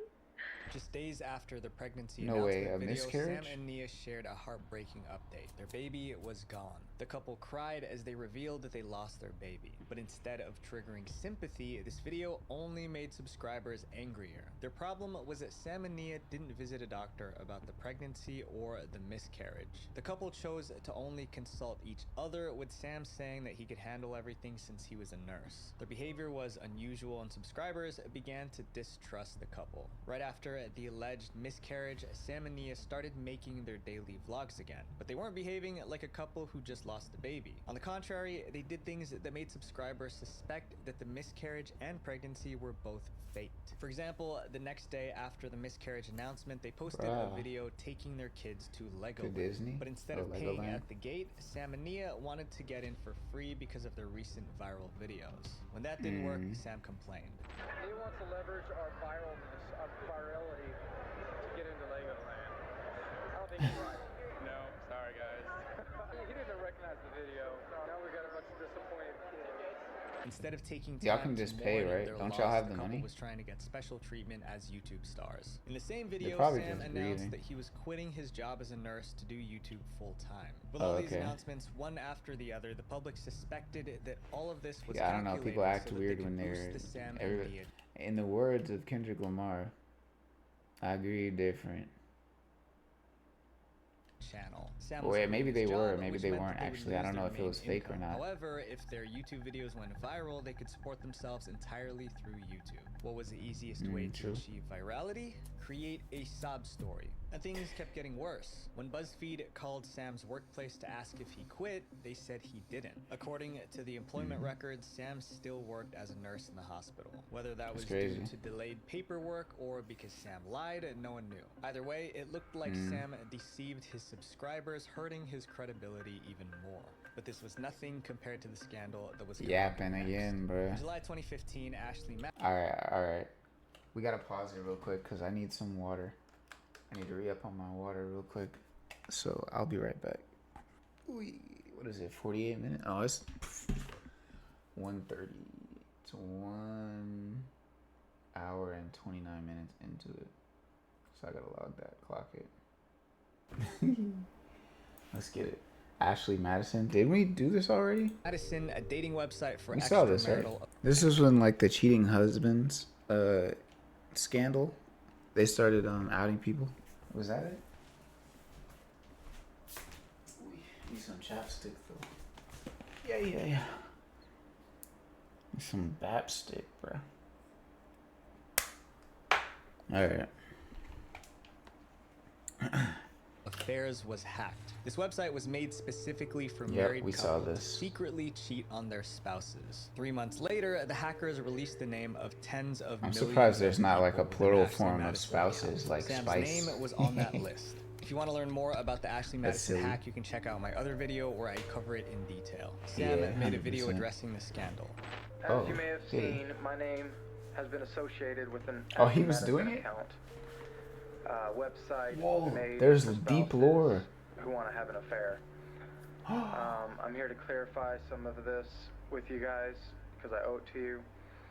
I did make the account. Even though Was it a scam account or was he actually trying to cheat? Forgive him. The couple stayed together, making content and raising their kids as if nothing happened. Their fans, however, weren't ready to forgive. Sam and Nia acted like a perfect Christian couple. But if Sam was cheating on his wife, then they were hypocrites. With their pregnancy 100%. scandal still fresh, Sam and Nia's reputations were damaged. A few weeks later, Sam got into People a be fight moving with so bloggers silly, who were bro. liking tweets about Sam and Nia's pregnancy and cheating scandals. The fight No took place integrity, at bro. a Hey, vlogger's Kendrick said it best though. Celebrity does not mean integrity, you fool. I say this a lot though. So that's why I don't associate with certain people. Certain people in the media industry and stuff like that. I've said this before, but some people you can just kind of I just kind of tell them it's like, I'm good. It's okay. I get that you have an opportunity from you. I'm good. convention organized by YouTube. Sam I'll get it from someone else, someone more authentically aligned. and Nia were instantly kicked out of the event. Well, we just got kicked out of Vlogger Fair, guys. Nia's really upset with me. So is a couple other people. I made a really stupid, rash decision while we were hanging out in the lounge. The next month, What's their that? YouTube channel was banned. This was probably because of the fight at the YouTube event and people reporting them for their controversial videos. The channel was eventually unbanned, but faced demonetization issues for a while. Sam and Nia have returned to regular uploads now, but there are still people who believe that they shouldn't have a platform. This next family was accused of exploiting illness for views. The What's LeBron that? family. The LeBrant I know family? we've covered this family before, but they're definitely one of the most hated, so I gotta put Here it we in. go. The LeBrant fam is very popular with Here we nearly 13 million go. subscribers and over 4.6 billion views. It makes them one of the internet's most watched family influencers. Crazy. To put their success What do they even into do? perspective, You know, it just goes to show you, right? I guess like this type of content is probably actually helpful to a lot of people that maybe feel alienated from their own families, or maybe they just don't have family like that. And so by watching them, they get to feel closer to like what it feels like to have an actual family, and I can respect that. I feel like there's a place for that. I feel like that's honestly, you know, somewhat of a helpful thing for people. But with that being said, I've never heard of any of these people. Not one of them, other than Lil Tay. That's crazy. their channel reportedly makes around $5.5 million in advertising revenue every year. The family consists of Cole and Savannah LeBrant and their 5 kids. At first, they stayed away from drama, creating wholesome Christian content. But recently, the LeBrants have been caught in multiple scandals, and every single one was because of something they did. One of the biggest complaints was how... Nah, why are all these... Hold on. Why are all these channels... And I say this, I be saying this all the time when about people be moving crazy and trying to hide behind their religion, right? Why have like, there hasn't been all of them, but it's been like a good 80%. I'm just throwing out a number from based on what I think, what I remember. But a lot of these families that he's talking about are literally are promoting, oh, we're just making wholesome Christian content while they're moving crazy in the background. Hello? Do y'all not see this? Come on now. It's too consistent, bro. Why even claim religion if you're gonna like move crazy? At that point, you might as well not even claim it. You might as well just like, you might as well not even claim it. Much the LeBrants used inappropriate clickbait, basically tricking their audience into watching their videos. And I know as YouTubers, we want to create bright, interesting thumbnails to get a click, but they went overboard. Take 2018, for example. That year, wildfires were ripping through communities in California, forcing thousands of people to evacuate their homes. But the LeBrants saw it as content. They made a video titled, "We left our house because of fires in California." Do they live in California? Thumbnail that made it seem like they were in big trouble. But when viewers actually watched the video, they realized the truth. The LeBrants were in no real danger. They weren't required to evacuate, they simply chose to leave. I'm just doing this just in case if we do have to evacuate or our home gets burned down, we haven't. Our home's still here. Meanwhile, actual families were losing everything. The LeBrants were blasted by thousands using a Yeah, real tragedy clapped, to get views. But somehow in 2021, they pulled the same stunt again, this time with something even more serious. In August of that year, the LeBrants released a video titled, "She Got Diagnosed with Cancer." The thumbnail made it seem like one of their own children was unwell. Millions of fans who genuinely cared about the LeBrant family clicked to watch. But after watching for a few minutes, they realized they were fooled. The video was actually about the LeBrants visiting children with cancer. None of the LeBrant kids were actually ill. People were furious. They tweeted angry comments like, "The LeBrant family has been losing my respect for a while." But they really... Oh, did I not upload? No, I did. I uploaded already. I could upload a second video today though. Day before Thanksgiving. I could upload a second video today. I'm not mad at that. Would y'all like that? We can do another one. We've got quite a few in the bank. I could upload another one. I think I'll wait a little bit though. Maybe a little bit towards the afternoon. Probably after this video. I'll do it. I'll go and do it. Crossed the line with this one. How dare they use childhood cancer as clickbait and spend the first 10 minutes talking like one of their kids has cancer. This is disgusting. Whoa, People they even faked made it. more videos just to complain. Eventually, the LeBrants changed the thumbnail to one that didn't mislead viewers. Fans assumed the LeBrants learned their lesson. No more clickbait, just wholesome content. But the controversies never end. The LeBrants' pattern of controversial, clickbaity content continued, this time at their child's expense. Remember when they pranked their oldest child by saying that, you know, they basically have to like get rid of her dog. Remember that cruel quote joke that they wanted to play on her? The most recent controversy was when they launched a new app called Bear Fruit. It's marketed as a community platform for Christian families. It's really, it's that's it. Like that's it too. And like there's a lot down here. And like we're also giving away $10,000 cash. But just days after the launch, the LeBrants were accused of stealing the idea from another family they used to work with. These scandals have cost them. Over time, they lost goodwill and a lot of subscribers. In the past year, the LeBrant family channel has lost hundreds of thousands of subs. bet. The LeBrants are still vlogging, and viewers are watching to see if they'll stay true to their family-friendly image or spark more controversy.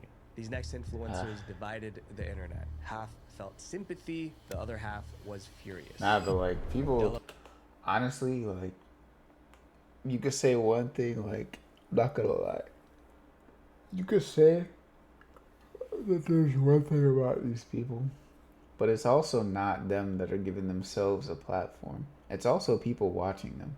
So like, if y'all don't want to watch them, y'all don't have to watch them. But people are watching them for some kind of reason or another, whether they like the drama or they like the wholesome content. People are still watching them. It's, you know. Vlogs.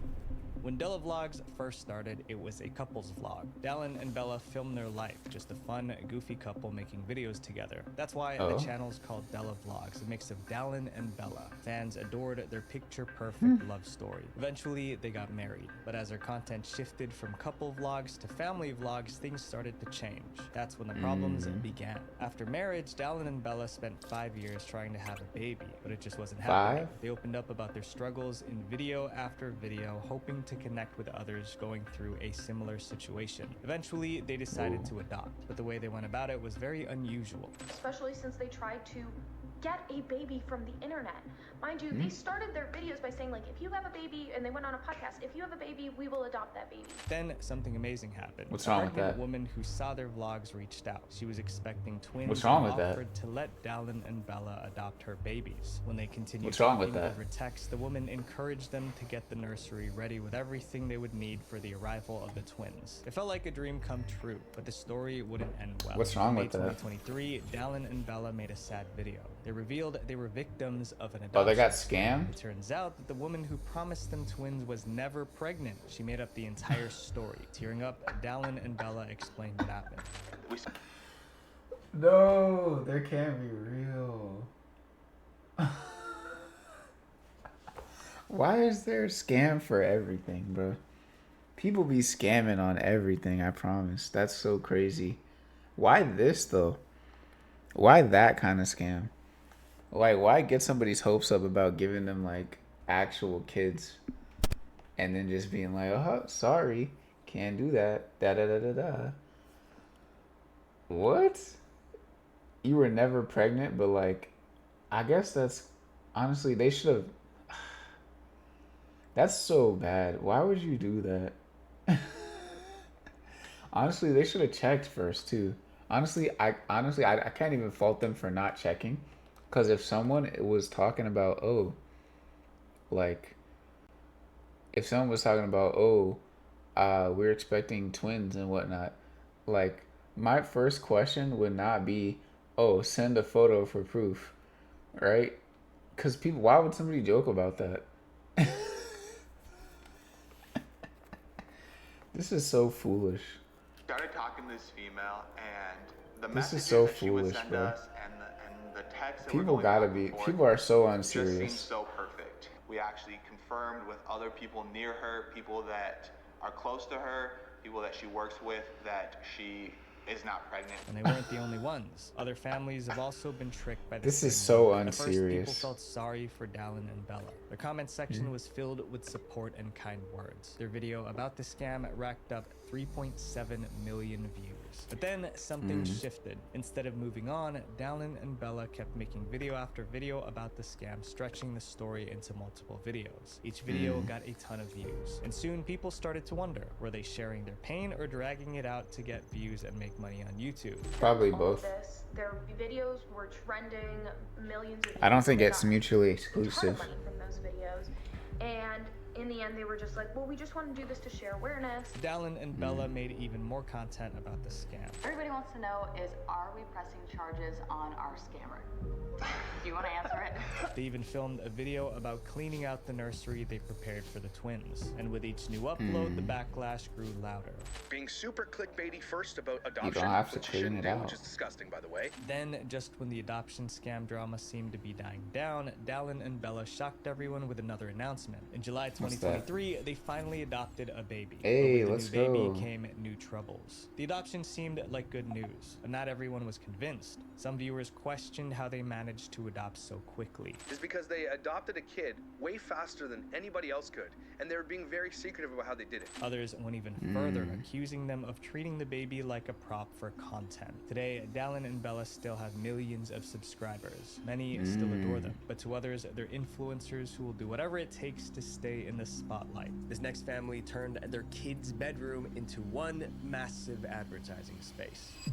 Ryan That Kaji. just sounds like Kaji a was bad idea, bro. everywhere in 2016. That sounds stressful, If you man. watch YouTube, you've undoubtedly seen his face. And if you're I a have parent not. with a kid I who don't think watches I YouTube, have.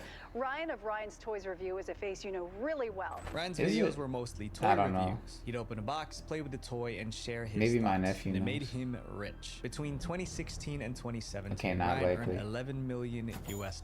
Then in 2018, 19, and 20, he became Okay, yeah, the maybe. highest paid YouTuber 3 years in a row. In just those Whoa. 3 years, he allegedly made $77.5 million. There's no way his parents were letting him stop, bro. That was a sweatshop at that point. No. There's absolutely no way they're letting him stop that. 77.5 million. My thing is like, man. Insane in the membrane, bro. That's so crazy. So crazy. And you know, it makes sense too, because like, if you think about it, like a lot of people, they're willing to spend a lot more money for their kids than they would like just for like whatever, right? Like especially like if you're a parent, you're probably willing to spend more money on something for your child than like if you're willing to just spend money on whatever, at least in most cases. And the fact that it's like a toy channel by an actual kid, he had everybody's parents' wallets in a chokehold. They would like literally be watching him like, hey, I want that toy that Ryan got. I want that toy that Ryan got. Hey. I could picture my nephew doing that right now. Just in a chokehold, bro. Ryan looked like a kid playing with toys on camera. Yeah, But behind literally. the scenes, Ryan was carrying a burden viewers couldn't see. What's Ryan that? started making YouTube videos in 2015 when he was just 3. His mom quit her job as a teacher to run 3 the is channel crazy. full time. The channel was a hit, but as views increased, so did the pressure. By 2018, Ryan wasn't just a kid opening toys. He was the face of a global brand. It's funny sometimes when I see Nah, myself you don't. It doesn't have to be like that. He could still just be the same kid like at opening the toys. store on the shelf. I see But like he's gotten Ryan so here, much older, Ryan though. here, Ryan here, Ryan here. His parents signed deals to put his face all over a ton of merch. Oh, the brand there were deals. Ryan Toys backpacks, cereal, that's and lit. even toothpaste. Success Hey, meant Ryan now I was gotta working ask if all he the knows. time. This was real hard work. He had to film I gotta ask my videos, nephew if he memorize knows. scripts, meet with sponsors, and more. He was doing the kind He of had to do work that? adult influencers do. But Ryan was Oh. still just a kid. Then after all Okay, that that's work, kinda something crazy. happened that put Ryan's entire channel in danger. Since millions of happened? kids were watching Ryan, big toy brands wanted in. They paid to have their toys featured in his unboxing videos. But nobody told the viewers watching. Ryan would unbox a toy and talk about how amazing it was. But in reality, he was being paid to do that. In 2019, Oh, no, the paid a group advertisements. called Truth in Advertising figured out what was going on. They realized that 90% of Ryan's videos had some kind of paid promotion. That It meant was 9 out UGC? of 10 videos were ads disguised as playtime. The group Oh, filed a it complaint was with the UGC. Federal Trade Commission. Ryan's family was in big trouble now. Ryan Toys Review Review is being investigated by the Federal Trade Commission, who's accused the channel, specifically Ryan's parents, of subjecting preschoolers to ads disguised as toy reviews. But they weren't just going after Ryan. Since the channel was on YouTube, the Federal Trade Commission also sued YouTube and Google for $170 million.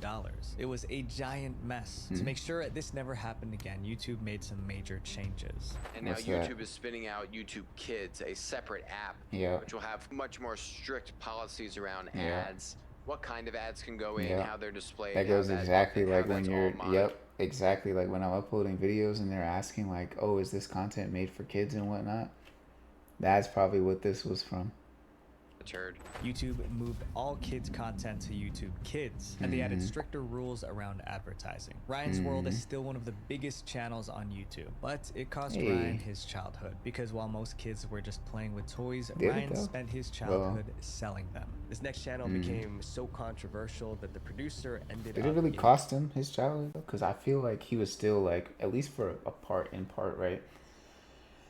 I feel like this is maybe... This is one of those things where it's like, if you don't know how high you want to go with something before you start doing it, then you might lose track of the like original vision. And like this could have entirely just stayed as him reviewing toys, if that's what they wanted to do, and he would not be like missing out on his childhood at all. But he did get a pretty unique experience. I wonder how that'll play out. It doesn't look like he's unhappy, though. It looks like he's perfectly fine. I don't know. Maybe, hopefully it didn't add a lot of, like, stress to him. That's gonna, like, you know. But he looks perfectly fine. I don't think, at least, like, in the videos, maybe he's just acting that way. I don't know. But he looks fine. It could be a lot worse. Handcuffs. 7 Supergirls. The reality of child. If they were forcing him to do this stuff, and like, I don't know, he just, I didn't even see a picture of him like looking like he was upset with it. It looked like he was handling it fine, and it looked like he like was fine with it, because it wasn't like they were asking him to do any. Well, actually, the paid ads and stuff, that would have been annoying. Like doing UGC as a kid, that's annoying. Because, like, now it's work. It's not even like, oh, I wanted this toy, so now I'm going to, like, buy this toy and review this toy. Now it's like, oh, these people sent in this toy. Now I have to play with this toy. It's a different thing. But, yeah, you can maintain the vision. Like, there's some stuff that, like... Yeah, there's some... Why am I scrolling this? I was looking for... the thing. Okay, I didn't need to look it up to make that point, so we're just gonna move on. Have you ever wondered what it would be like if you grew up famous? A life where you're adored by millions. It's something many kids today have daydreamed about, but as we often learn, appearances can be deceiving, especially when it comes to child stars. And 7 Supergirls is a prime example of how you really never know what's happening behind the scenes. Back in 2008, there was a collaboration channel called 7 Awesome Kids that started gaining traction on YouTube. The channel featured videos made by young girls showing off their everyday routines, acting in skits, and making weekly themed videos. It was a fresh concept on YouTube at the time, and the channel quickly blew up. To capitalize off this momentum, 7 Awesome Kids began launching spin-off channels. The capitalization. Each new channel targeted a specific age group of viewers and had its own dedicated... Nah, that first one is insane. Nah, that first one is definitely PDF bait.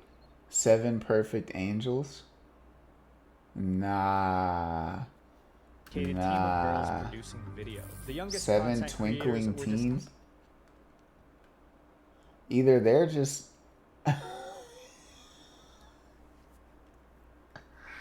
either the parents are just tone deaf, or they're moving crazy.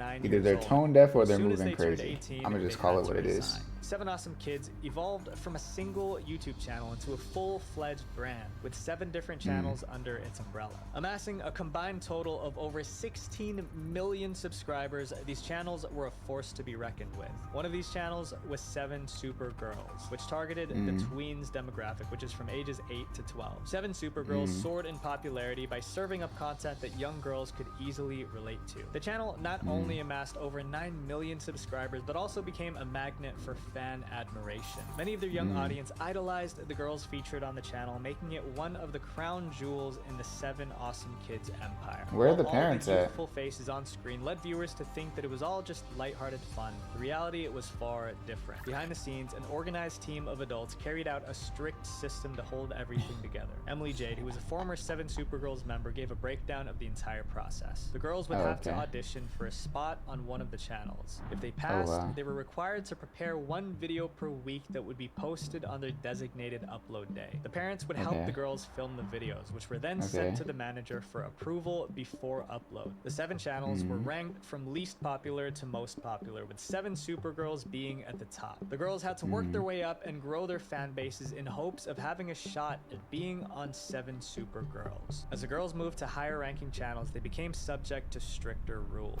Emily had started at the bottom in 2014 on the lowest ranking channel, 7 Twinkling Tweens, which had practically 0 rules. Getting moved to another channel in the 7 Awesome Kids network felt like getting a promotion. Although you had more perks, like a bigger fan base, you also had way more responsibilities. After being bumped to 7 Cool Tweens, Emily found that she had to follow a stricter content creation process. So I got on 7 Cool Tweens, and I think there was a few rules there. I remember you had to wear summer outfits in all of your videos, even like when it was the middle of winter. The management dictated how the girls would dress, where they would film, and how they would film. The rules were precise. Skirts had to meet a certain length requirement. Some scenes required full body shots. This is and just detailed acting. guidelines had to be followed while filming, or there would be serious consequences. Yeah, at this point, this is just acting. Like, doing like crazy, like, out of season stuff for the shot. That's like acting at that point. Because it's like, yeah, you can't always shoot a movie in the summertime. Either you have to go to a location that it's summer in, or you just have to film it in the winter and make it look like it's summer. I don't understand why they need to do this for this specifically. Like, girls can have a winter. Like, teens can experience winter. I feel like it's not crucial for the channel for them not to have winter clothes. That's probably a little bit extraneous. If you did a shot like this, for example, in like for an outro and intro, you would literally be in so much trouble. Your video would not be sponsored, and you'd get threatened to be moved down rankings on the channel. By the time she got to the coveted 7 Supergirls, the experience lost its excitement. The management team took the rules extremely seriously, especially with their most popular channel. Even though some of the girls were reaching their late teens, they were still told to act and appear childish. Several girls shared stories about how they weren't allowed to wear makeup, had to dress a certain way, or even act according to what they were told. On top of that, the manager even dictated the girls' friendships. Kaylin, a popular member of Super 7 Girls, revealed that the manager assigned each of the girls a best friend. These pairings were strictly enforced. The girls weren't allowed to be seen alone with any other member who wasn't their officially designated best friend. And I am not being dramatic. He literally told us that if we were seen alone with any of the other girls on the channel, it would ruin everything and we would lose all of our opportunities. The manager even prohibited the girls from interacting with their real-life friends for fear of viewers seeing them with anyone that wasn't their assigned best friend. He said we could not be seen with anybody in real life, because what if the viewers thought that that person was our best friend instead of the person he assigned us with? For a group of young girls, this was an extremely harsh set of rules to have to follow. But the control didn't stop there. The manager went to great lengths to ensure that no rules were broken. In every 7 Supergirls storytime and expose, one man was always mentioned: the head of operation, Ian Riley. According to the girls, whenever Ian was unhappy happy with any of the girls, he would pick up the phone and call their parents. And it wasn't just a casual conversation, it was full-blown yelling. Kaylin recounted an unsettling situation in her video where Ian, the manager, became furious over a simple act. She posted a photo of herself with her swim team friends on her personal Instagram. Ian lashed out in response, calling Kaylin's mother and yelling at her over the phone. I remember one day I posted a photo on my Instagram of me and my friends from swim team, which is a very normal thing for a high school girl to post on her Instagram, and I got a phone call, not even an hour later, of this man screaming at my mom and I saying, "You can't post things like that because what if they think that's your best friend?" This wasn't the only tactic Ian used to She's get the girls to follow her. Whenever I he know was that. upset, I he would know that threaten was the not girls fun. with punishments like removing them from sponsored But she can't leave at opportunities this or point. demoting them to lower Right? ranking channels. But What not would she only do? were the channels ranked, but the girls within them were ranked too. Every week or something, they would have a list of rankings from literally every single person on every Sax channel. I mean, there's like 1 to like 100 or something. It would like rank you based on like how well your videos are doing view-wise. To top it all off, Brianna Mott, a former member of both 7 Perfect Angels and 7 Supergirls, revealed that during a trip to Anaheim, California, the girls were given Honestly, sponsored. I feel like in the right setting, this could be fun, but like the fact that it was like the fact that it happened so early in their development, and because it seems like it was so strictly enforced and it was like shame based and not like fun based competition, I feel like it's extremely damaging. Because it's one thing to be like, oh, your videos performed poorly, you're threatened to be demoted, and it's another thing to be like, hey, let's see whose videos perform better this week. Da da da da. It's like a fun, like friendly competition between like the actual members. Like it's all about the framing. I feel like it's all about the framing for sure. Bikinis to wear. However, before they could even step out, Because there's a way to events, have they were like required to send actual constructive competition and fun competition.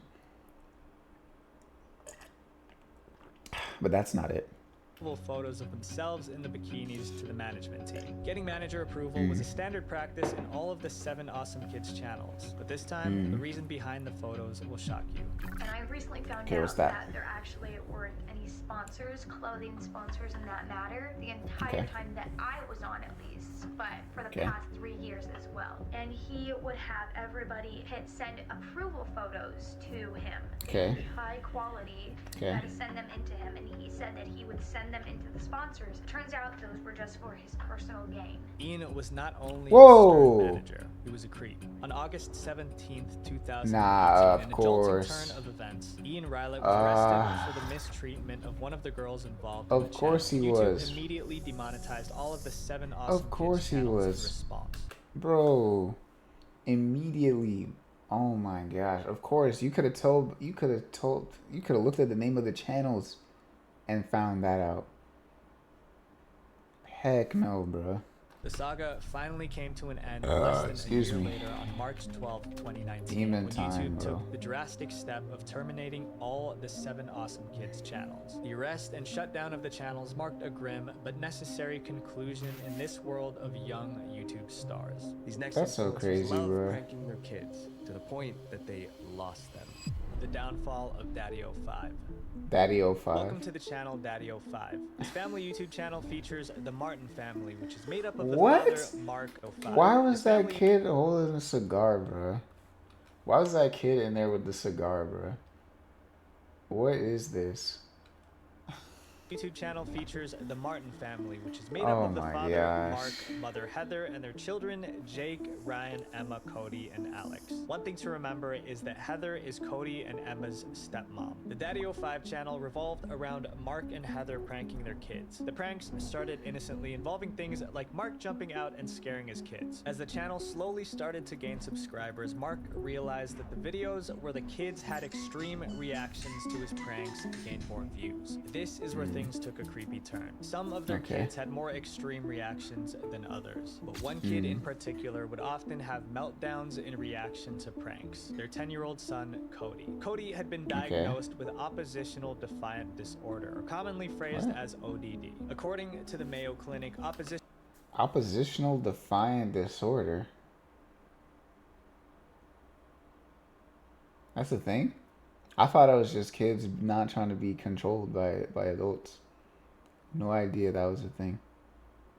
Well, at least with that name. I thought there was something else that it was under, like some kind of branch within the autism spectrum or something like that. But this is a new one.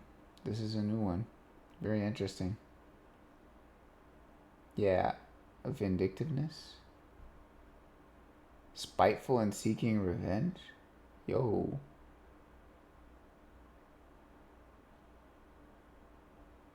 Is that really a behavior? Like a disorder? Part of me wants to just classify it as like immaturity rather than a disorder. Because, like, you know, you tell a child that they can't have something for the first time, what are they going to do? Scream and cry, right? I feel like that's a normal response. Emotional defiance disorder includes a frequent and ongoing pattern of anger, irritability, arguing, and defiance toward parents and other authority figures. In the eyes of his parents, this made Cody the perfect prank target. I feel like that's more so immaturity. many of Daddy-O5's videos involved putting Cody under extreme distress. In one of his most questionable pranks he took advantage on Cody, of it? Mark That's convinced crazy. Cody that they were sending him away to live with another family. Mark tells his son that their reason for sending him away is because he's really annoying. Whoa. I do like you as a kid, but you're really annoying. At first, Cody tries to call their bluff and insists that there's no way his family... This is like TLC's dream right here. TLC, they would love to like come and and invade all of these people's homes to get their stories, bro. They would eat that up, bro. That's what TLC would do for sure. Abandon him. Cody's attitude changes though when his father begins to pack up Cody's things in a suitcase. Mark then tells Cody's brother Alex that they're putting his brother up for adoption. Alex, we're giving Cody up for adoption. Yes. And this is gonna be your room. From there, Mark makes a fake phone call to an unknown person telling them to pick Cody up. A room over there they actually cared about their children would not do this. Mark eventually admits that this was all a prank and they're not putting Cody up for adoption, but at that point the damage had already been done. What's even creepier is that Mark calls this video a success. See the prank that I did on Cody that failed miserably. I mean, well, technically it didn't fail because it worked out. He got mad, pissed off. But he's just this is probably short-sighted. Now, this next prank is where the consequences begin. In 2017, Daddy-O5 uploaded a video titled Invisible Ink Prank, Epic Freakout, and it would end up being the nail in Daddy-O5's coffin. The plan was... I'm not gonna lie. Like, this is just people showing out, bruh. Like, I'm not gonna judge them as being, like, terrible people from what I've seen from this. They just lack tact. They're probably just uninformed. And they just want to be famous. That's probably all it is. And it's unfortunately costing the kids. But I can't say that they're evil people because of it. They're probably just actually ignorant. Just for Cody's stepmom, Heather, to squirt invisible ink on his carpet, then blame him for the stain. I bought this gaslighting invisible ink, and I'm gonna squirt it all over his carpet and start flipping out. Mark and Heather proceeded to call Cody into the room and scream at him for gaslighting as a prank is insane. Father and stepmom yell at him. Cody becomes overwhelmed.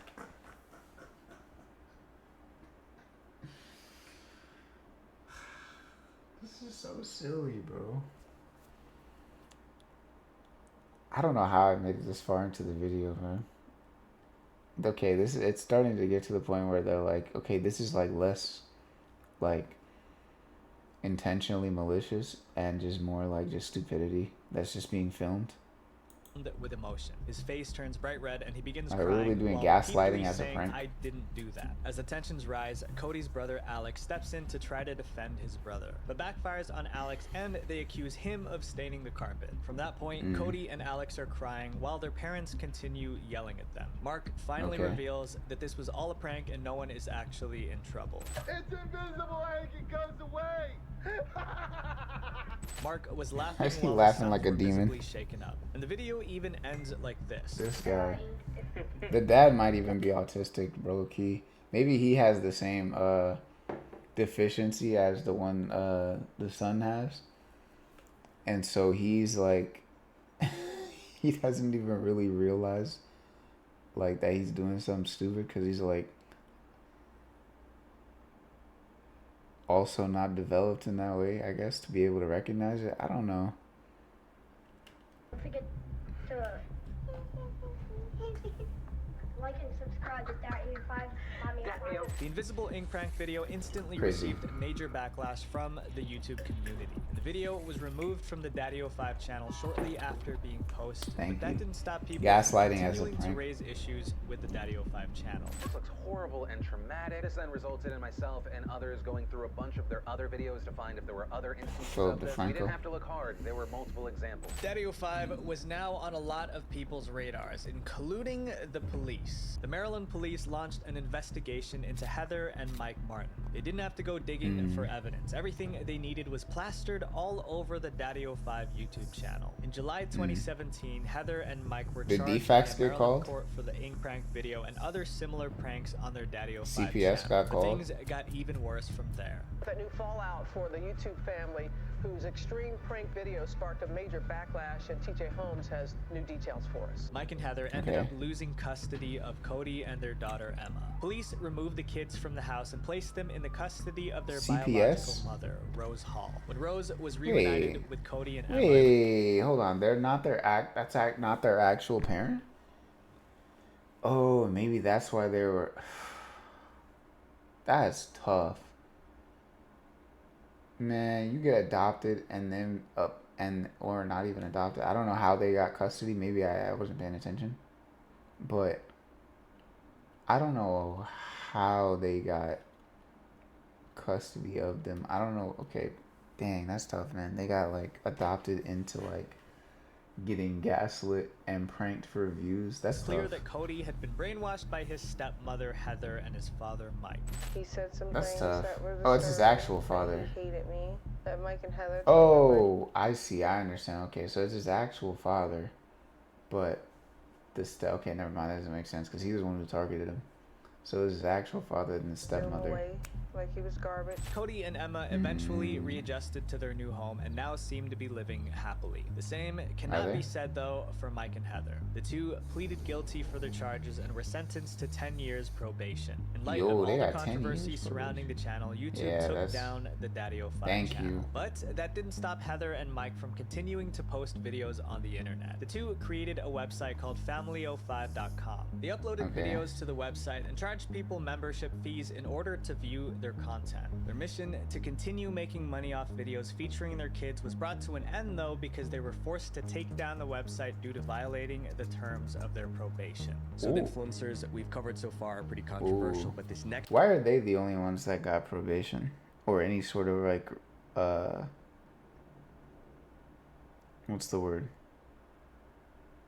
I was gonna say compensation, but no. Any sort of like, recourse. Right. This one is pure evil. Zakiya Duncan. Pure evil? Anyone who watched Zakiya Duncan's TikTok videos would have thought she was a loving mother. In early 2020, she posted happy videos of herself laughing and dancing with her kids. She even gave advice about the importance of family. Family time is the best time, huh? Yes. Family time is the best time? You love your family? Love your family. But in 2022, the world found out the truth.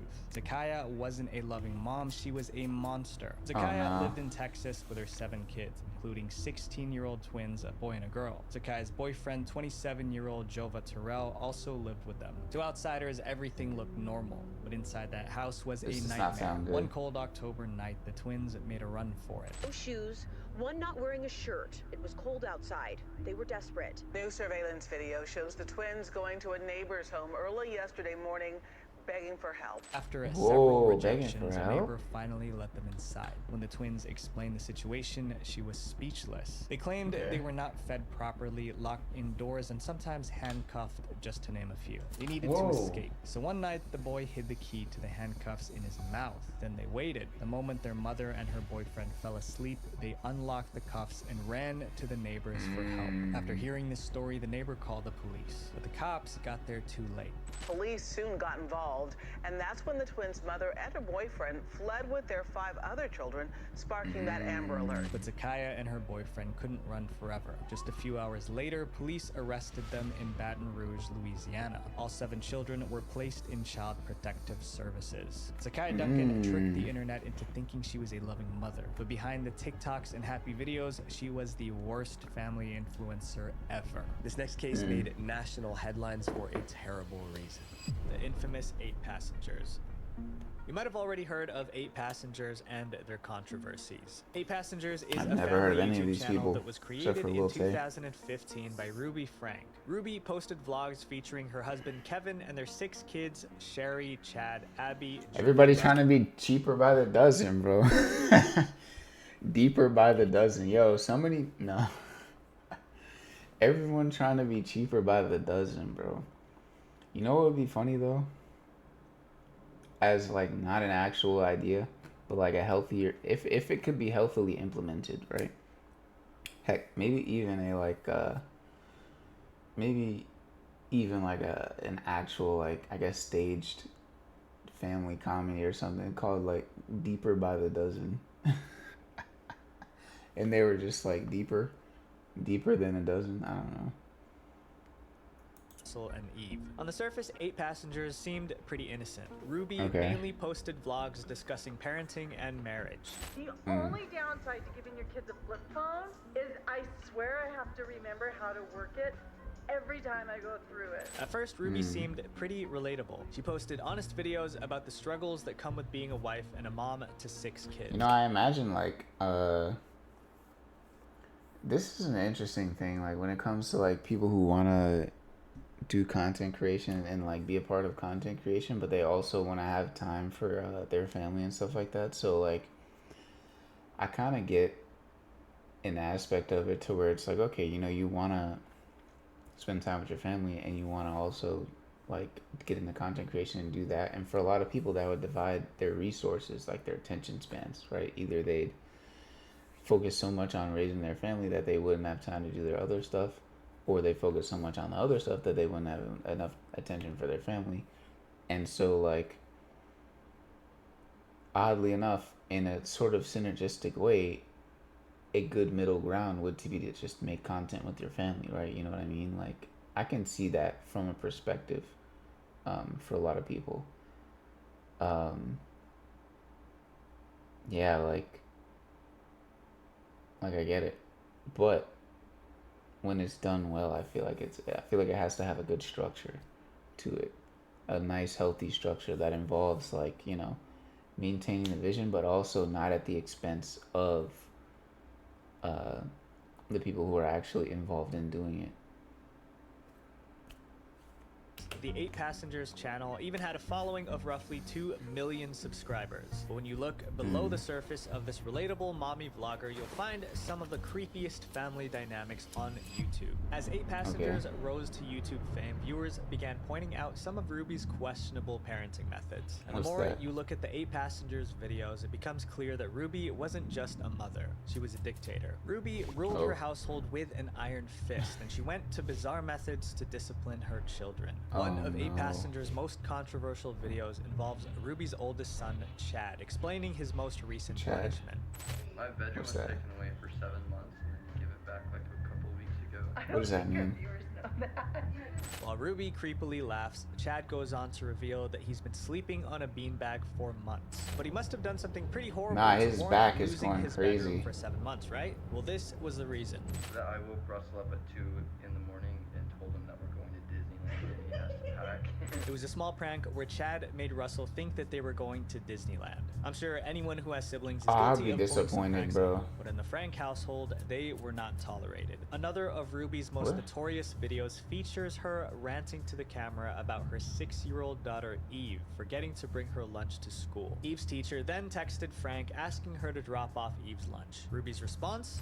I know that her teacher is uncomfortable with her being hungry and not having a lunch, and it would ease her for discomfort if I came to the school with lunch. But Ruby had zero plans on easing anyone's discomfort. Instead, she decided to let her daughter go hungry in order to teach her a lesson. Again, Eve was only 6 years old when this took place. The video received major backlash. Viewers began commenting on the questionable lengths Ruby was going in order to teach her children a lesson. Ruby responded to their concerns with this video. Who would like to cancel me, who would like to see me either burn in hell, as I have told, or disappear off the face of the earth. Sheesh. And I'm not going anywhere. But little did Ruby know she was going somewhere. She gonna stand on it? Terrible.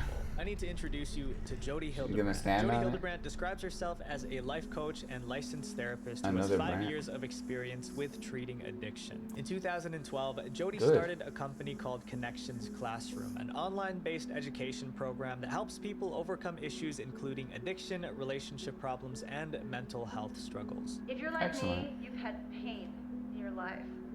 It could be from a divorce, work conflicts, relationship issues with children, grandchildren, spouse.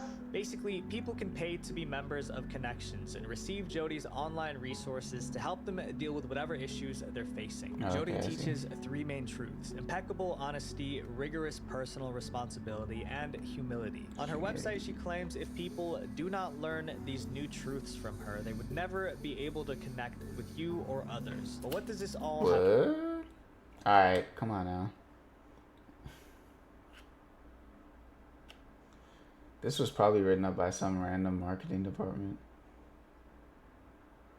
Truths from her, they would never be able to connect with you or others. But what does this all have to do with Ruby Frank and 8 passengers? Well, if you look on the Connection website, you'll see Ruby listed as one of Connection's team members. Her description says she is a certified mental fitness trainer with Connections. The website also states that she provides content on Connection's social media platforms and podcasts that focus on empowering parents and children to live in truth. Ruby, who has been accused of extreme methods, joined Connections in 2022 as a parenting expert. Ruby began making regular appearances on Connections' YouTube channel. The channel featured videos of Jody and Ruby discussing and lecturing on parenting methods. I love children. I love your children. And I have a very sacred charge to help you. Wait, why is she on there? What I'm about to tell you will make that statement by Jody feel very uncomfortable. Now, let's fast forward to 2023. On August 10th, 2023, yeah, why was she on there? Jody's neighbors placed a chilling call to 911.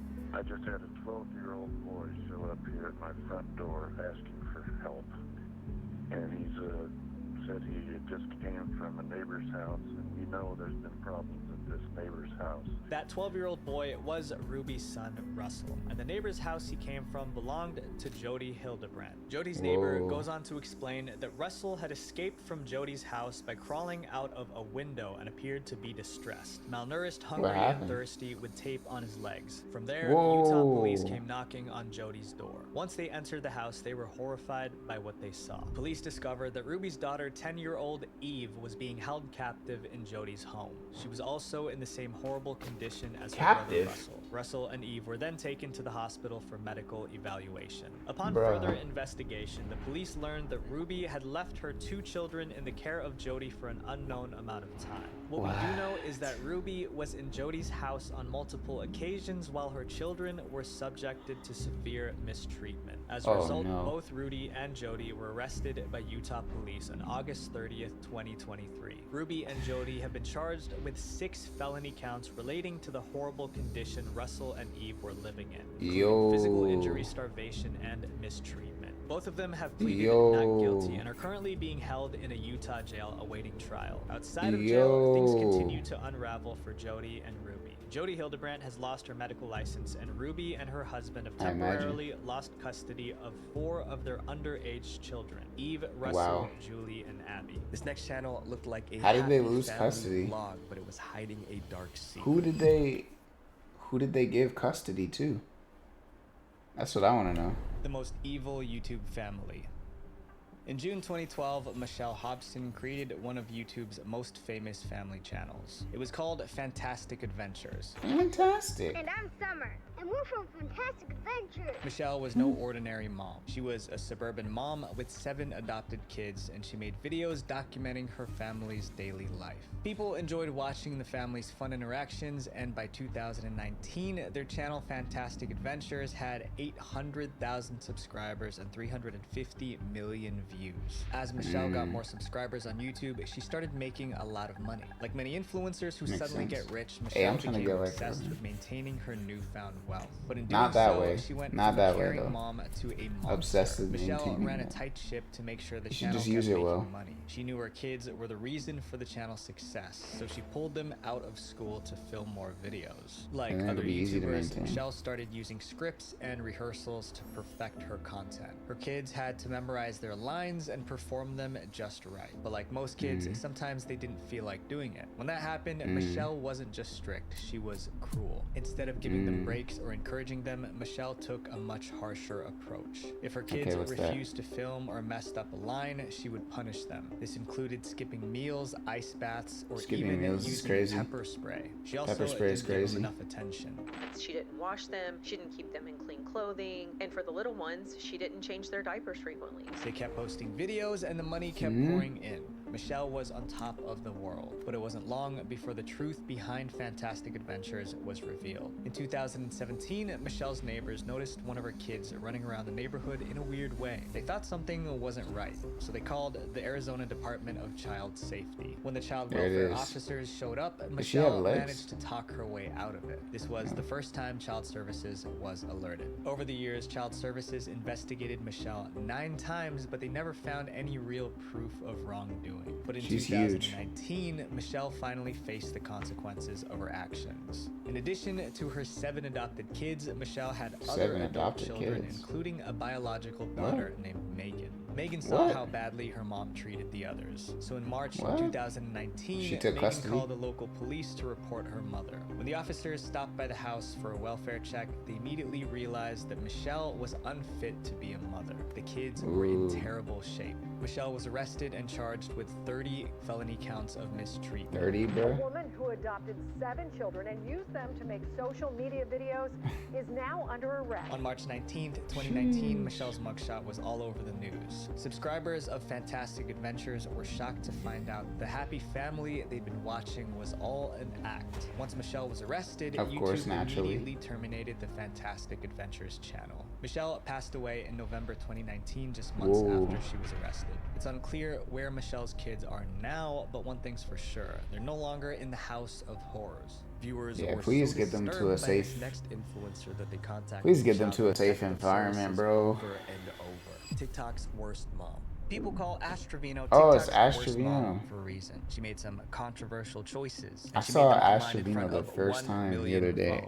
We're gonna upload that video though, don't worry. I might upload it today. TikTok's worst mom. If you've spent time on TikTok, you've probably seen Ashley or Ash. Maybe I'll upload it with this one. Consider her the face of bad parenting. That's but her 2 story people I've didn't heard just of start on on this video. TikTok. To understand how she got here, we need to go back to her high school years. In high school, Ashley met a boy named Israel Gress. But they couldn't wait. They got married before she even finished high school. She was 17, he was 19. But marriage wasn't the only thing they did quickly. They had kids just as fast. By the time she was 20, Ash had her first daughter, Haley. 3 years later, she had her second daughter, Evian. For a while, they seemed like a normal family, but it didn't last. Ashley started to get jealous of her own daughter, Haley. She didn't like how her husband paid more attention to Haley than to her, so she lashed out. I used to pull her by the hair because I was so mad at her. Like, I feel like he Honestly, loved her more than he loved me. Yeah, she's not even grown up though, for real. She should honestly be paying more attention to, like, in an ideal world, he'd be able to split the attention. But you should honestly be paying more attention to the kids than to your parent, to your partner. If it comes down to it, right? Like, if it comes down to it, you should honestly just, you should honestly be paying more attention. And so, like, I took my anger out on her. After 9 and that's years, crazy. Ash and Israel split. Their divorce was final in 2017. Ash was now a single mom with 2 kids. and she was free to do whatever she wanted. She even bragged on Instagram saying she was going to do me and focus on herself. Not long after, she joined TikTok. You can't do that. That was you in have kids. 2019, about 2 years after her divorce. But her videos weren't just about being a single mom. Some of the things she said and did were seriously controversial. Ash talked a lot about her love life on TikTok. One thing she always said was that she had a thing for bad boys. And then, yeah, as I got older, I just had this trauma, thing to be with somebody unresolved trauma. I liked bad boys. Okay. Still, people were shocked when Ash started dating. Oh yeah, she's the prison piper, right? Her first That's what people called her. Was with a man named Isaiah Gonzalez. The prison who was in jail piper for aggravated robbery and taking someone's life. Ash and Isaiah began writing letters. Then she married him while he was still behind bars. But their wedding was strange. Crash out Since activity. Isaiah was in jail, Ash stood alone at the altar holding a photo of him. Unfortunately, their marriage. I admire the dedication, Ash but claimed Isaiah dedicated to what? Eventually, they split up, and she had to go through another divorce. But Ash didn't give up. She got involved with another kids going through it, This bro. time, she married Noe Lopez Trevino. This wedding was the same as before. Ash was alone at the altar because Noe was behind bars. She even wore a shirt that said, "Just married, Noe and Ash." Once again, that marriage didn't last. Less than a year later, she went on TikTok to announce their split. Guys, I am officially divorced. Officially divorced. Yep. Ash kept dating. Hey, you should just go to therapy, the bro. more she did, the more famous she got on TikTok. It became part of her brand. She even bragged about how many inmates she's been with. To be honest. Yeah, be honest. Completely honest. I would say like 50 to 75. 50 to 75? And if she got bored with one, she simply moved on to the next. Every other month, I would talk to another inmate just because I didn't find myself attracted to the one I was talking to. So I would find another one to run. Soon, Ash got a nickname on TikTok. People started calling her the inmate hopper, right? Instead of being embarrassed, she owned it. What did I call her? Hopper, of course I am. And guess what? If your boyfriend was in prison, I'd take him too, baby. Obviously, it isn't easy to date someone in jail, and when the romances fall apart, Ash went live on TikTok and aired all the drama. One of her messiest fights was with an inmate named Jesse. Jesse was in jail for having I can see how getting addicted to the attention, of a dangerous gang. Ash started especially when you don't while he was still locked up. know how to get it in different ways. She threw him a party at a hotel. She decorated the room with hearts and roses. Then she went on TikTok and called Jesse her husband. I don't need a tattoo to symbolize what I am to my husband. However, their relationship didn't last. Jesse dumped her not long after getting out. Ash was upset. She went live on TikTok cussing Jesse out over the phone. Nah, don't even say all that. Don't even say all that, bro. Like, F you. Don't call me no more. Move on. Viewers were starting to worry because some of the men Ash dated weren't just inmates. They had violent criminal records. One of the most dangerous men Ash dated was Francisco. He was in prison for taking the lives of two females. One victim was almost the same age as Ash's daughter. But Ash I forgot Francisco about that. Anyway, and she didn't hide it. She showed him off on Reckless TikTok. endangerment, Sometimes she bro. even put him on speakerphone. You gotta put her in during jail live now. streams. When people warned her about his crimes, Ash defended him. Guys, he's innocent, and I don't care what y'all say, what y'all think, he's innocent. And y'all are gonna see that. But viewers weren't just worried about Francisco. They were worried about Ash bringing these criminals around her kids. Crazy, At first, bro. Ash denied it. My kids have never been around any of the inmates that I talked to. However, photos on social media told a different story. One showed Ash and her kids posing Literally a with heart an inmate emoji, right though. inside a jail. In another video, Ash let it slip that her daughters spent time with another inmate after he was released. Why does he look like Visual Venture? Hold on. Wait, no, he looks like you. Ash let it slip that her daughters spent. That's mad shade. I'm not putting no disrespect, but no, the similarities just at first glance. Like the shape, the facial structure and all that, the hair, the way it sits. Time with another inmate after he was released. Glasses. The only one that they were around and it was in a public area was Jesse when he came home.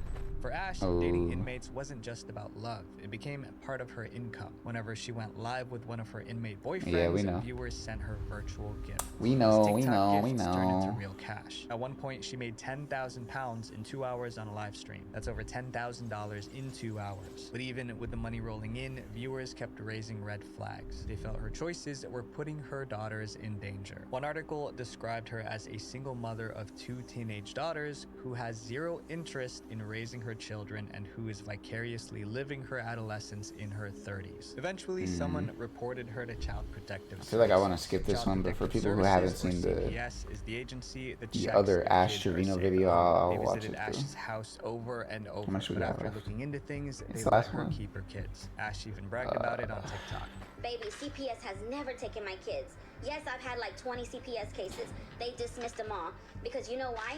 My kids are in good hands. She didn't lose her daughters, but that doesn't mean they weren't affected. Other kids at school knew their mom Good was hands, the it's inmate crazy. hopper, and that caused problems. Look, I understand that, like, that's got to be, like, one of the greatest shames as a woman to, like, be seen as a bad mom. But, like, you got to address the elephant in the room, bro, before that junk steps on everything. You got to address the elephant in the room, bro. You're not doing right by them. Regardless of whether or not CPS came by and they took their kids, you got to address it. School people noticed my mom, and I got like in the cafeteria a lot of stares. And so if I could, I honestly would go back to my old life, to being a nobody to people. The embarrassment Ooh. got so bad that they had to start homeschooling. Yeah, because, like, there's a different way. There's ways to get fame, and, like, becoming famous for the wrong reasons is, like, honestly worse than just not being famous, I feel like. Because, like, they're being famous for being, like, the daughter of a reckless inmate hopping mother. That is not a good reason. That is not a reason you want to be known by people, for real.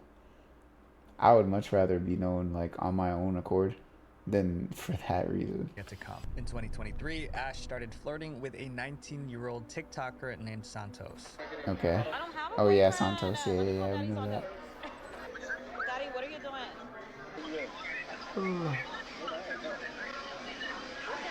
I love you, puppy. The viewers thought this relationship was weird. For starters, Ash was in her 30s, Santos was Salem 19. Tova. That's about a 17-year age gap. But that wasn't the worst part. Her teenage Who is daughter that? Haley also had a crush on Who is Salem Santos, and the Tova? messy love triangle played out I've heard on her TikTok. before. In one live stream, Santos was on camera with both Ash and Haley. Then he asked a question that made everyone uncomfortable. How do you feel that your mom stole your crush? Santos, how do you feel about being bald? Why would you ask her that? Why would you ask her that? Haley was standing right there. She tried to laugh it off, but it was clearly awkward. Viewers were furious. They accused Ash of stealing her daughter's crush, something no mom should do. And how everybody's saying that he was my daughter's crush, I never knew that. If I would have known that she liked him, I would have never talked to the boy. But after all the backlash, Ash continued her relationship. She kept posting videos with Santos, acting like Maybe it's nothing true, was though. wrong. And Santos will see everything tonight. Or when I'm in Cali. Can't wait for that later FaceTime call, you know? Huh? But like her other relationships, it didn't last. Santos dumped her. Ash went on TikTok sobbing and cussing him out. Around the same time, her daughters started acting out. For instance, Haley threatened to go public with some family secrets. My Oh, daughter yeah, said we remember this. that she's gonna expose everything when she's 18, right? What is there to expose? I've been taking care of you since you were born. What are you gonna expose? And Ash's younger daughter, Eviana, got her nose pierced without permission. She was just Ooh. 13. Ash's followers saw it all because she was still posting everything online. But that was about to change because some angry viewers wanted to kick her off TikTok. Usually, the internet just watches drama happen. But Ash's parenting was so controversial that people took action. It started with a petition on change.org. This is a website where people can collect signatures To get for her causes banned, they care right? about. The petition was called Ban Ash Yeah. Trevino from TikTok permanently. One part of it read, Trevino has built a notorious reputation for her neglectful behavior toward her own children. This goes against the community guidelines set by TikTok, which state that content that harms the online community or individual's experience are not allowed on the app. The petition spread fast. In a few days, it got over 30,000 signatures. Now it has over 140,000. The movement didn't stop there. TikTok users created the hashtag #UnfollowAsh. As the petition and hashtag grew, Ash I remember started losing that. followers. At first, Well, she from the acted video, like it not didn't from matter. 300,000 actually people happening. unfollow me, That was it's not way gonna late. matter. Thank you, T. Because I don't get paid off my followers or my views. She said it didn't affect her income. What? I get paid off of my subs, my gifts, and my video views. That's what I get paid on. But when more She just than said not off the 100,000 views, people right? unfollowed her, she couldn't laugh anymore. Her loyal Even though her fans were subs are- leaving. The pressure was building, and then TikTok finally got involved. After the She didn't even petition and stand on it. backlash, TikTok decided to act. One day, Ashley's TikTok account with over 1 million followers vanished. That's so Ashley silly, tried bro. to spin it like it was her She choice. said, "Oh, it's not like I get paid from views or followers, but I get paid from my views and followers." But everyone knew the truth. TikTok banned her. Luckily, Ash had a backup TikTok account. She popped back up, bragging. Luckily. I got my account back. Oh. Okay. Did y'all miss me? I'm back. The said, TikTok "Did y'all wanted miss her gone, me?" so they hunted her backup accounts and shut them down. Ash tried to stay on TikTok by making new accounts. One got 33,000 followers before they took it down. 33? Another didn't even reach 400 before it disappeared. Each time, TikTok shut her down faster and faster. Ash couldn't keep up. In one of her last videos, I wonder how they found her. the tough girl act was gone. You know, I always wonder about that. Like, what's the protocol for finding people who are not supposed to be on the platform and banning them? Do they have people like monitoring the streets, like keeping their ear close to the ground, be like, "Hey, I heard Ash Trevino made another account," and then they have one of the TikTok employees go look at it and they're like, "Yep, this is Ash Trevino, clock." Or do they have like facial scanners or something from the data they've been collecting, and they're like, "Oh, that's Ash Trevino's face, Bob." Now, Ash's TikTok career is practically over. Her accounts are banned. TikTok AI. hasn't provided an official reason, but for now, it seems there's no way back for Ash Trevino, at least on TikTok. Family vlogging was supposed to capture memories, but somewhere along the way, it became about capturing money. My friends, your clicks have power, so make sure they're going to influencers who do the right things. 100%. Well, I hope you guys enjoyed this mega deep dive into toxic That was a family crazy influencers. deep Make dive. sure you guys subscribe because I'll be making more long videos like this one really soon. But for now, I got... That was a whole movie. It was really entertaining. I'm not gonna lie. I'm not used to doing like this long of reactions, so it was a little bit. I'm a little tired right now, but yo, 2 hours and 41 minutes is crazy. This is 100% the longest video. 100% gonna be the longest video on the channel for a minute. I might have to edit this right now. Just because I know I'm gonna have to take a little bit of a break for a second. I might go and edit this low-key right now just so I can give it time to render, because it's gonna need some time. But hey, that's gonna be the video. Let me know what y'all thought down in the comments. Which was y'all's, like, did y'all know about any of these people? Because I'm not really chronically online like that. Like, I know I'm like making content and stuff, but it's not like I'm out here watching other people's stuff heavy. So I didn't know a lot of these people. I only know Ash Trevino because of that one video we watched about her and like people talking about her, and Lil Tay. That was it. The rest of these people I had no idea. But that's gonna be the video. Hope y'all liked it. Go ahead and like, sub, comment down below, and I'll see you in the next one. Okay, bye.